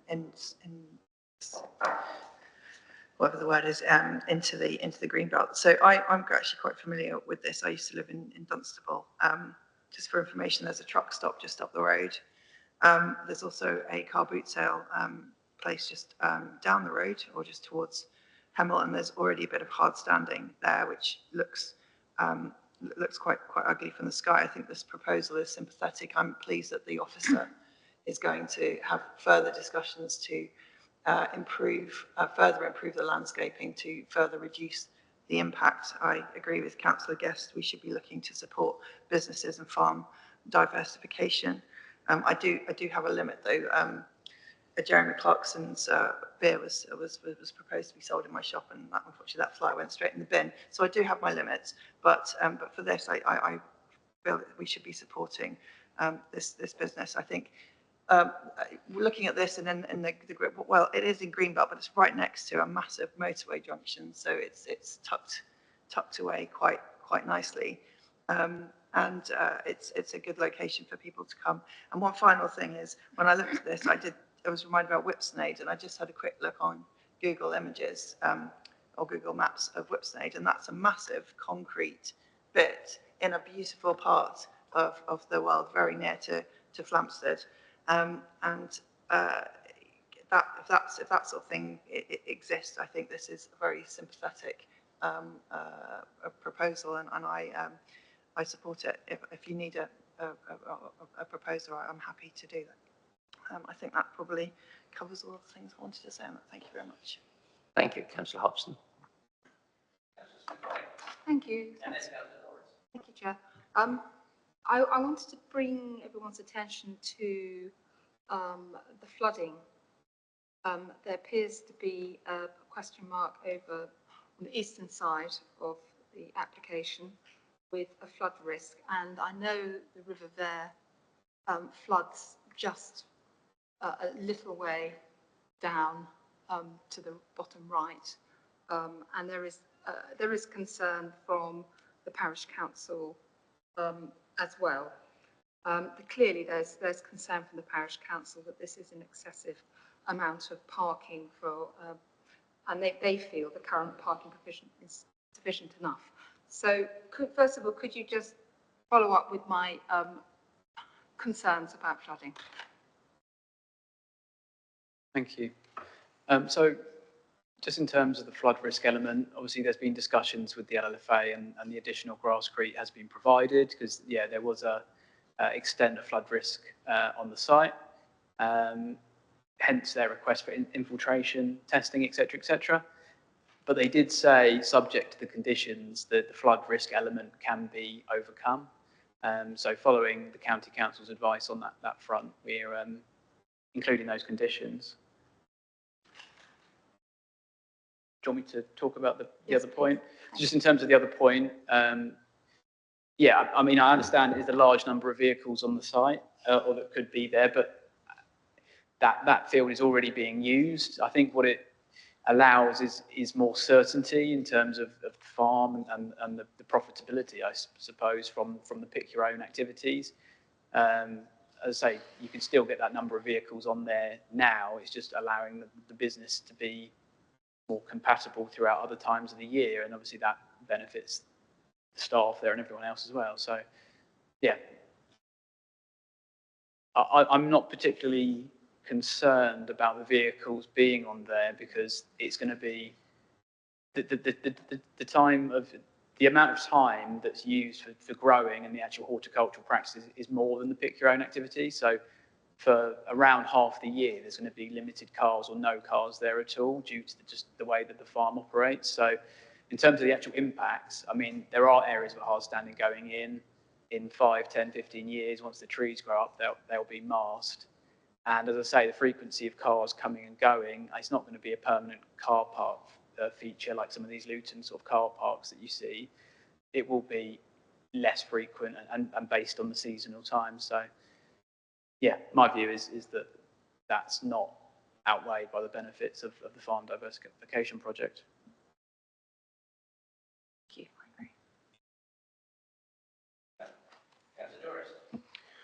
Thank you, Chair. I was going to pick up the comments from the LLFA. You've sort of answered those, Martin. Have the conditions been met and agreed to by the applicants at this stage? And if I leave you to pause on that for a moment, I have to say that I fundamentally don't object to this. I think there are one or two concerns that I have, and I acknowledge that we, as has already been said, we can only deal with the matters arising this evening. But there is on the Herts Agricultural Society, of which I am Vice President, I have to declare, there is a car boot sale on a regular basis. So I would like to think that the existing operation on the pop-up farm in terms of horticultural developments would continue and would not be expanded. Likewise, there are ongoing, or there have been ongoing discussions with the truck stop owners about the development of the truck stop on the other side of the road, and I wouldn't want anything to come along and provide a deterrent to that going forward, if it is to go forward. But I think in the overall, if we can actually encourage people to get out, A, it's in the fresh air, B, it's to pick fruit which is fresh, local and healthy, then that has to be applauded. And if it means that they can actually park and walk from their car to picking the fruit without getting their feet hugely muddy in the wet weather, I think that's a benefit which is being offered to them. So I would support this. Thank you for that. Councillor Smith-Rudd, could I just refer you on the flooding, that condition 7, I think, covers the point. Just back to Councillor Doris, just in terms of the conditions, yeah, they have been agreed. The only element that's been added prior to committee was the 6 months removal if it's no longer agricultural. So that point hasn't been agreed, but we've imposed that. But that's quite common in those sort of conditions anyway. But yeah, all of the LLFA ones have been, and as I say, further infiltration testing and discussions have been going on. Thanks.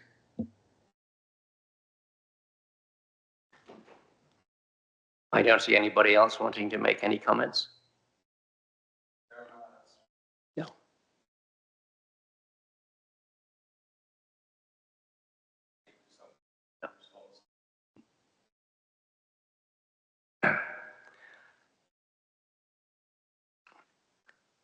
We have a proposer to accept officer's recommendation from Councillor Guest.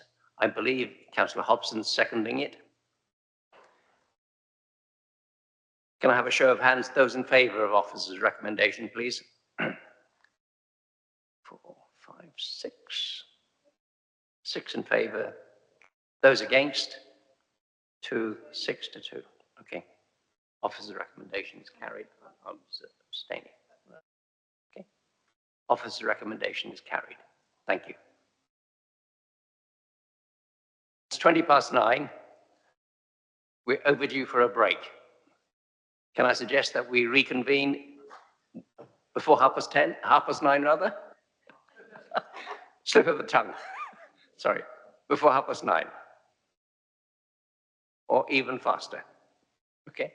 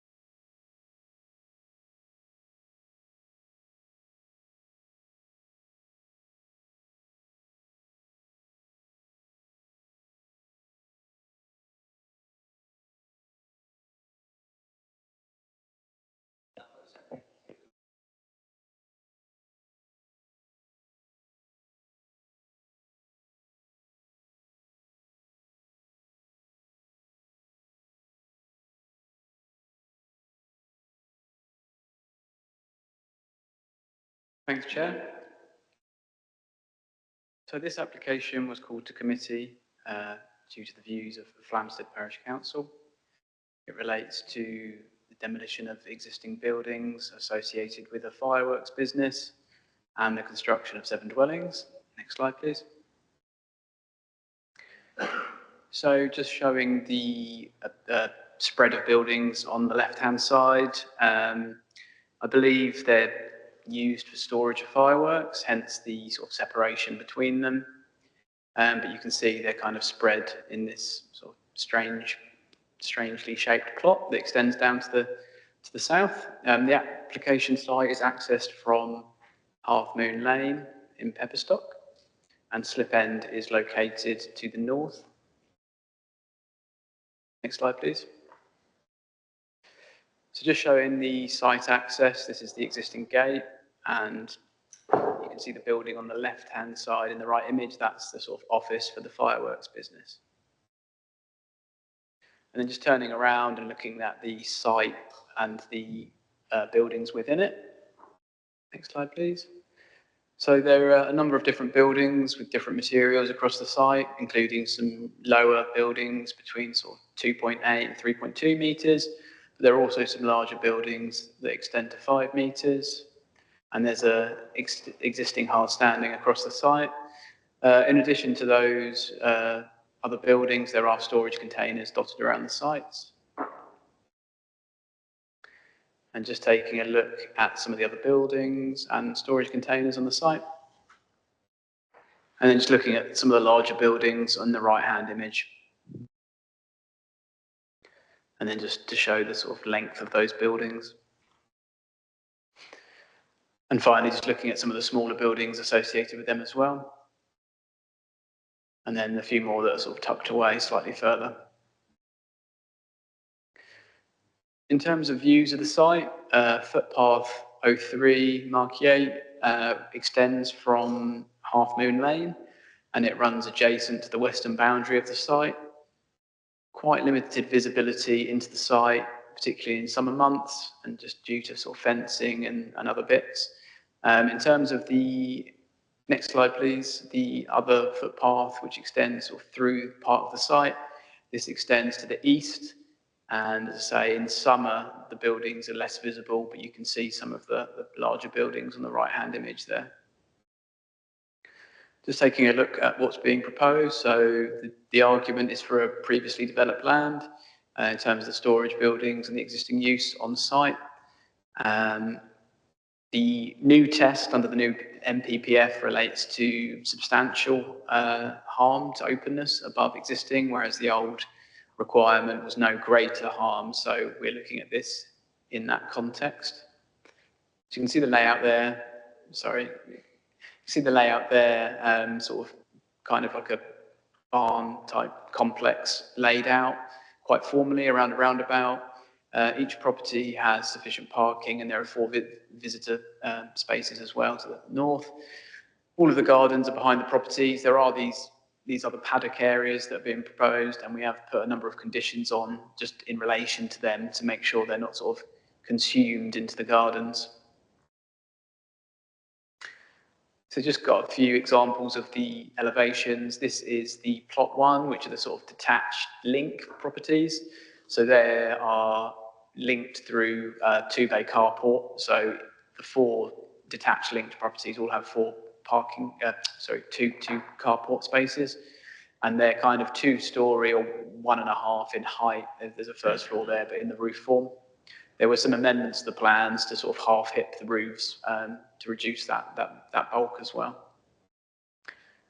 Next slide, please. Just giving an example of the floor plan for one of the larger units. You can see there's 4 beds, 3 on the top, 1 at the bottom. Living kitchen area, all with reasonable sizes and windows provided. And then just looking at one of the elevations of the terrace properties, there's a row of 3, and this just gives an example. So they've not got the carports, but they've got similar sized, but in a terrace arrangement. Just showing a slightly smaller, but still with 4 bedrooms and similar layouts. Just gives an example of the appearance. We have a condition on regarding materials that relates to the design and access statement. So the proposal for dark weatherboarding, multi-brick plinths and tiled roofs.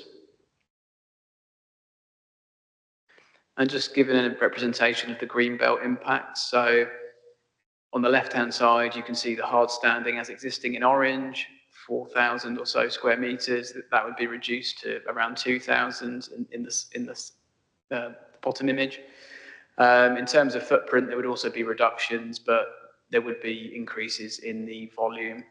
So it's weighing that balance up. Although there is a volume increase, it wasn't considered to be substantially above the existing and have a substantial impact on the greenbelt. So just talking about accessibility, so whilst the application is acceptable in terms of highway safety, we did have some concerns raised from the highways department in terms of sustainability and the distance to slip end. So we've done a bit of an assessment in terms of that. It's approximately 0.9 miles walking along the footpaths. The footpath from the site, there is an area of sort of 50 or so meters without a pavement, but then you join a pavement that leads to slip end. On the left-hand side there, you can see the footpaths that also connect to the village. And there is a bus stop within 400 meters that does provide buses to Dunstable settlement there. So although the concerns were raised by the Highways Department, the council, particularly in the context of the land supply and the tilted balance points, we concluded that we think that's acceptable, basically. Next slide, please. And just ending on a layout overview there. Thanks. Yeah, sorry. Ross has just pointed out that we added an additional condition that relates to the existing buildings and removing them before first occupation. So that's just making sure that we don't end up with the houses and the existing buildings. Thanks.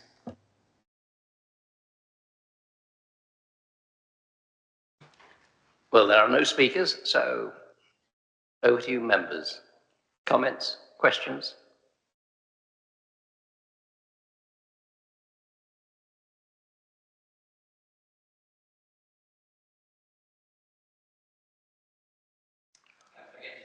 Thank you, Chairman. And would it be possible to see that slide again, comparing the footprint of the proposed versus the existing?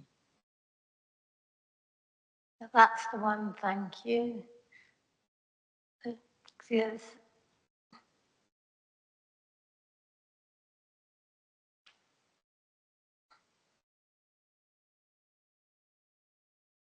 So the hard standing is less on the proposed than it is with the existing. The question is whether the buildings are, to the extent that this would,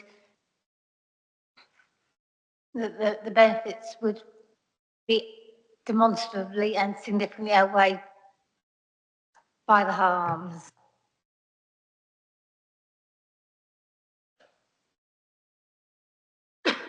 So just on the greenbelt impacts. So yeah, substantial is the test. We've obviously got a reduction in hard standing. I can't actually read that number, but it's 1,002 or 300 or so, which comes down to 770. Sorry, that's the footprint. That's the footprint overall. The volume's going up. Sorry, it's probably best if I get it up on my screen.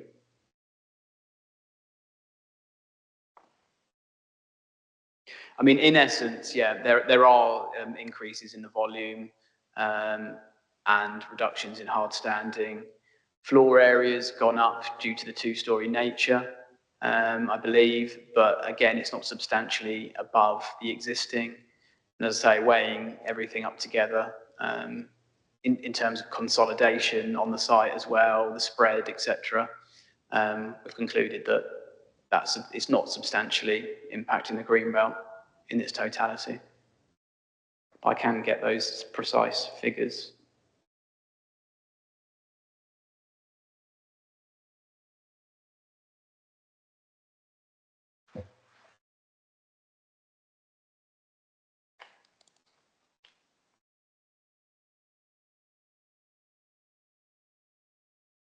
So footprint, 1,285 square metres, and that's to 770.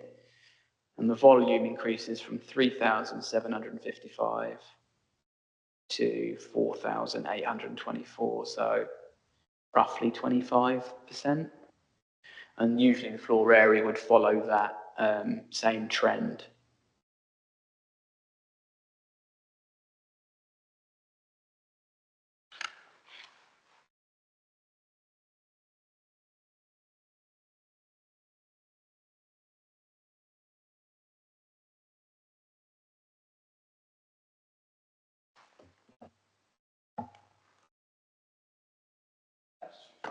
Thank you. Can I look at the slide that actually shows the whole? I think it was your last slide, Martin. Yes, that. And so parking is, how many spaces do they get for each? Are they 3 or 4 bedroom houses? They are a 4-bed. So we've got the parking spaces for the carports.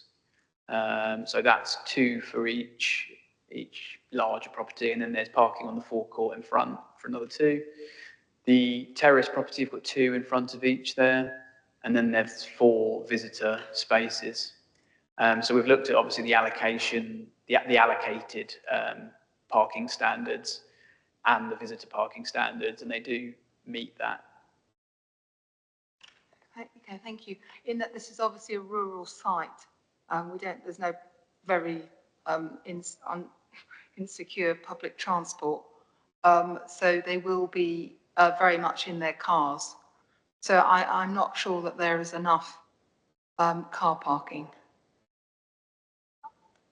Yeah, I think there's probably too many houses, one too many houses here.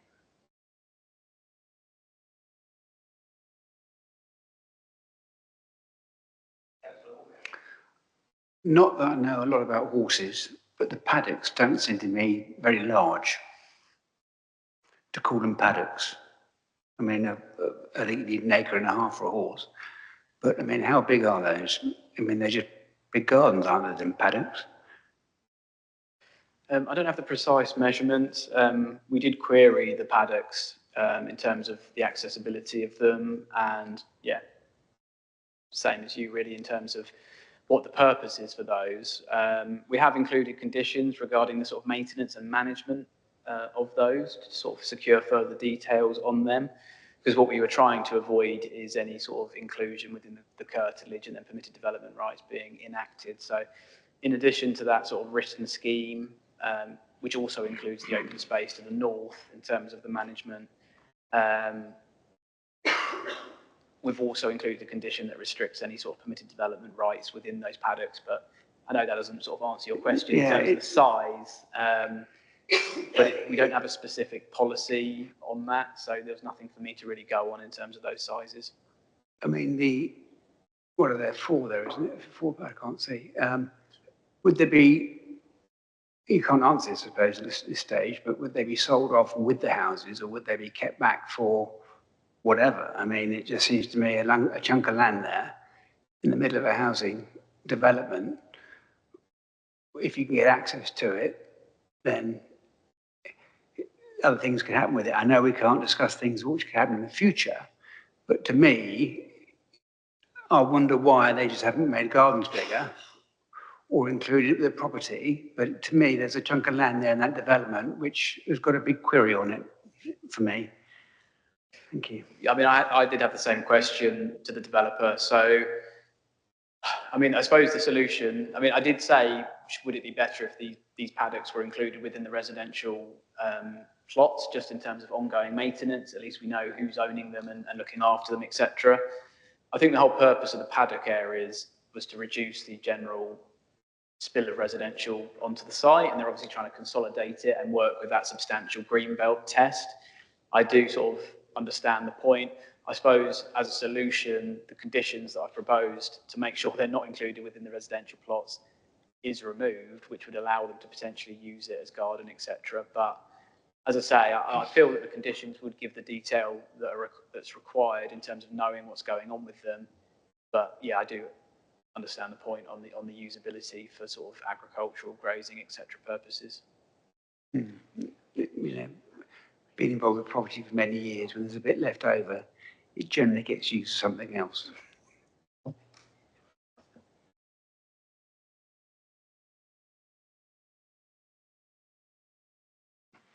Any further comments? Councillor Smith-Wright. Where are the bins on the site? So I believe they will be secured via the landscaping condition.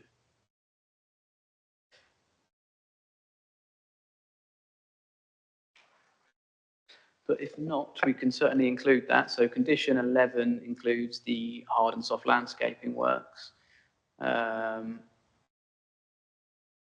Yeah, I can't see that there's anything relating to bin stores on there. So I think that's something that could or should be added if members are minded to approve. I'm not sure why that's been removed from the landscaping condition, to be honest, because it's usually sort of standard. Lois, can you go back to the other one of the first plans where it had the sort of black and white image as well? I just wonder if they're situated on there. Yeah, they're not on there either, are they?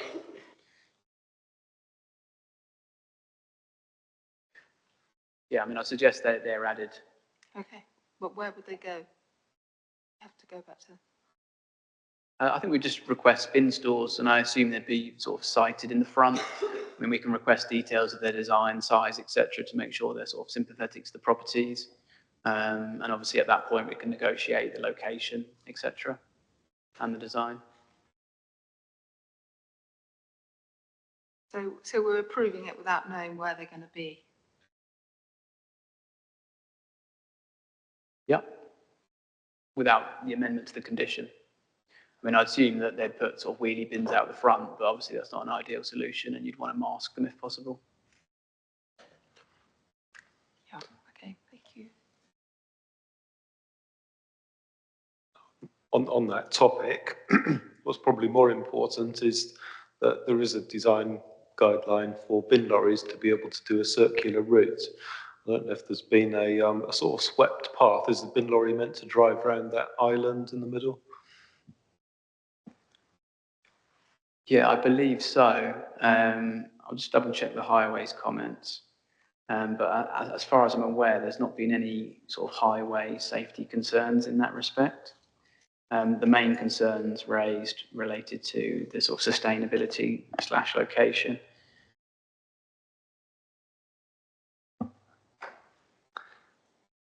But can I just make an observation there? But presumably because we've got narrow lanes here, it's not going to be the standard bin lorry. It's going to be the small scale bin lorry, I would have thought. It could be one of the smaller ones, yeah.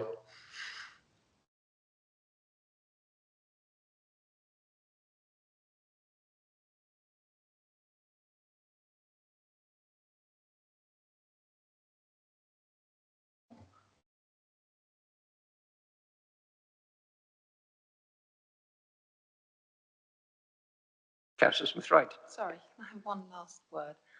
Is the entrance to the site two-way? I believe it's wide enough, but that's just going off when I drove into the site. I've not measured it myself. I mean, in terms of the number of units there, I wouldn't say it's necessarily required, but as I say, when I drove in, it's quite a wide access to the fireworks office there and the parking area.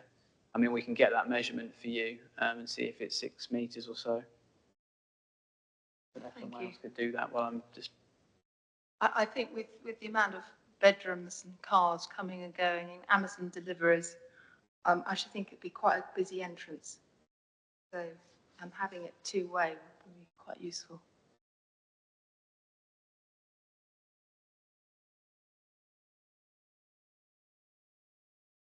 Any further comments?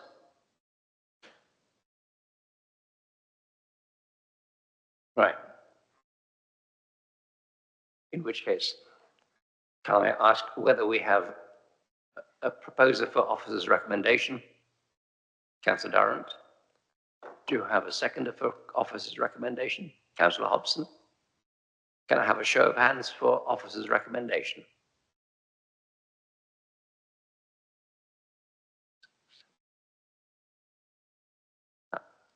That looks like 9 to me. No, 8. Yeah, 8. 8. 8 in favour. One abstention. Thank you. Officer's recommendations. You just include the amendment to the condition regarding the bin stores on the landscaping condition. Is that okay? We agree to the extra condition for landscaping bins, etc. Right. Thank you. Right, moving swiftly on. Item 6 on the agenda is the appeals update.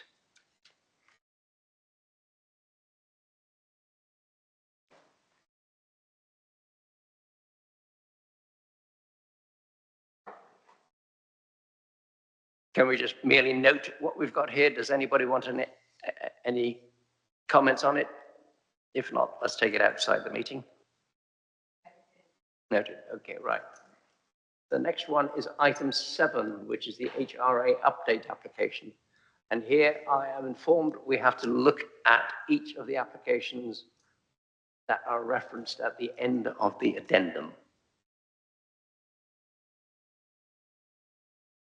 Thank you, Chair. I'll speak and perhaps explain this a little bit. The addendum had 5 applications listed on it. This is as a direct result of a recent Court of Appeal decision that we had over the summer. So all 5 applications have previously been heard and determined by members of the committee.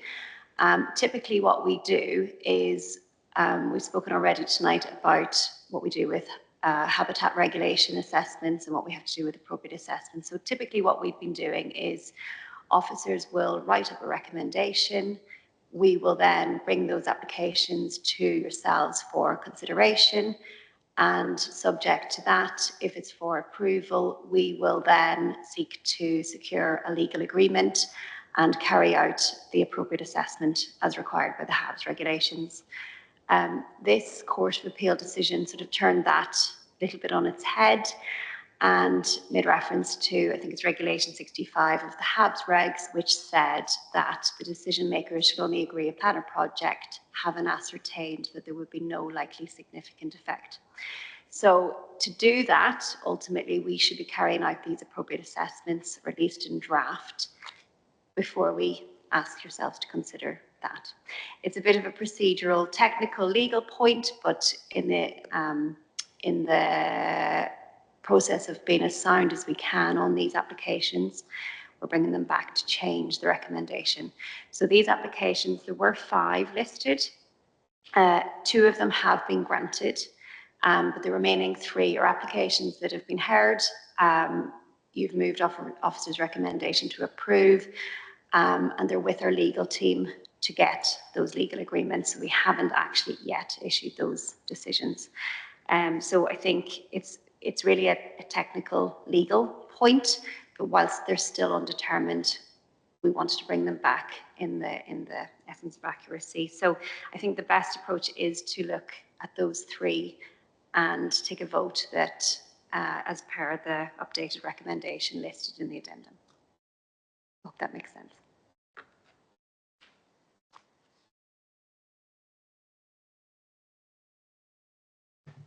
So at the foot of the addendum, sorry, Councillor Riddick, you're looking as puzzled as I am. Yeah, yes, I'm completely confused on this grey mantle one, because only last week in the Friday News appeals, this was dismissed. It's on the website. The 2 applications that were dismissed last week are different applications. Grey mantle's got a lot. There's a lot. There's the 2 that were dismissed last week related to sheds. Yeah. One was a HPA, or a householder prior approval. One was a full. Yes, but the one which was specifically dismissed was the one where he was going to build 2 rabbit hutches in the garden.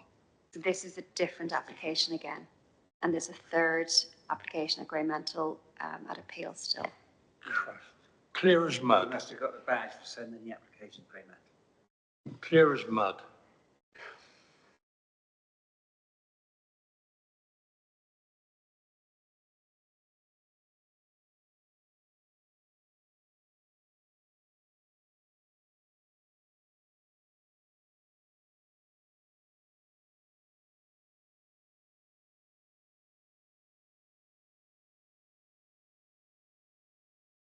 So for this Greymantle application, members, when they considered it, it was that it would be delegated subject to approval, subject to carrying out appropriate assessment and seeking a legal agreement. Since the passing of time, that legal agreement has now been secured, and the recommendation is that this application be granted subject to the conditions.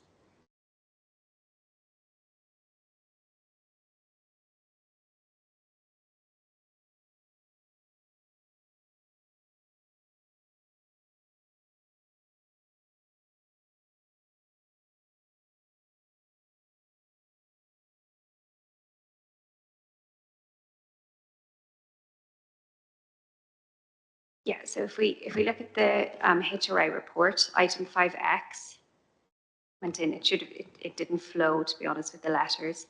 So item 5X in the HRA update report is Greymantle. That's the first. It's now item 5G in the addendum report.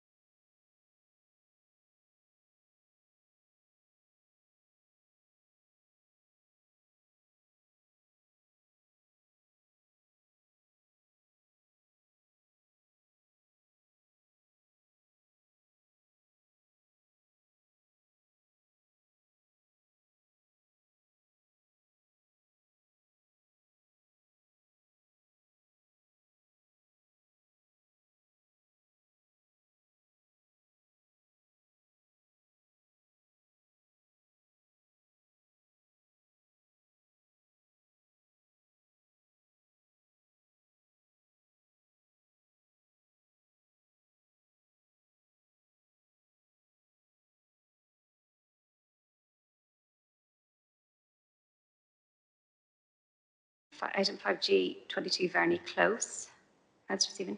That one's been withdrawn from consideration. It has been approved.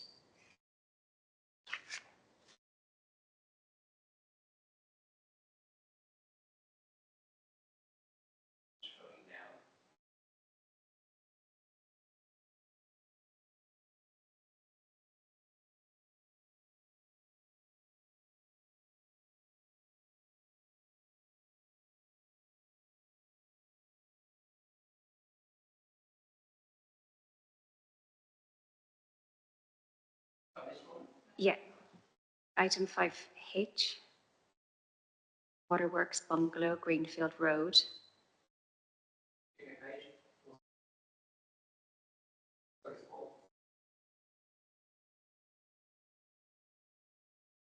And that application is to update the recommendation to also approve. We have now carried out the AA. There'd be likely significant effects, but have secured a legal agreement for Sam and Sang to mitigate the adverse effects.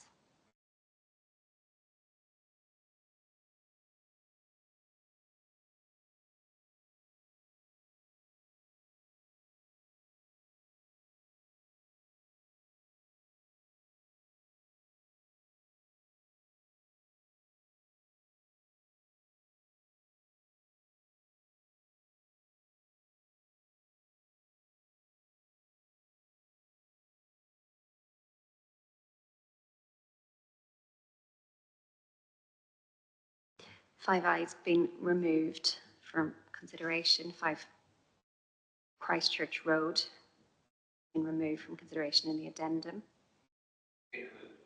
Yeah.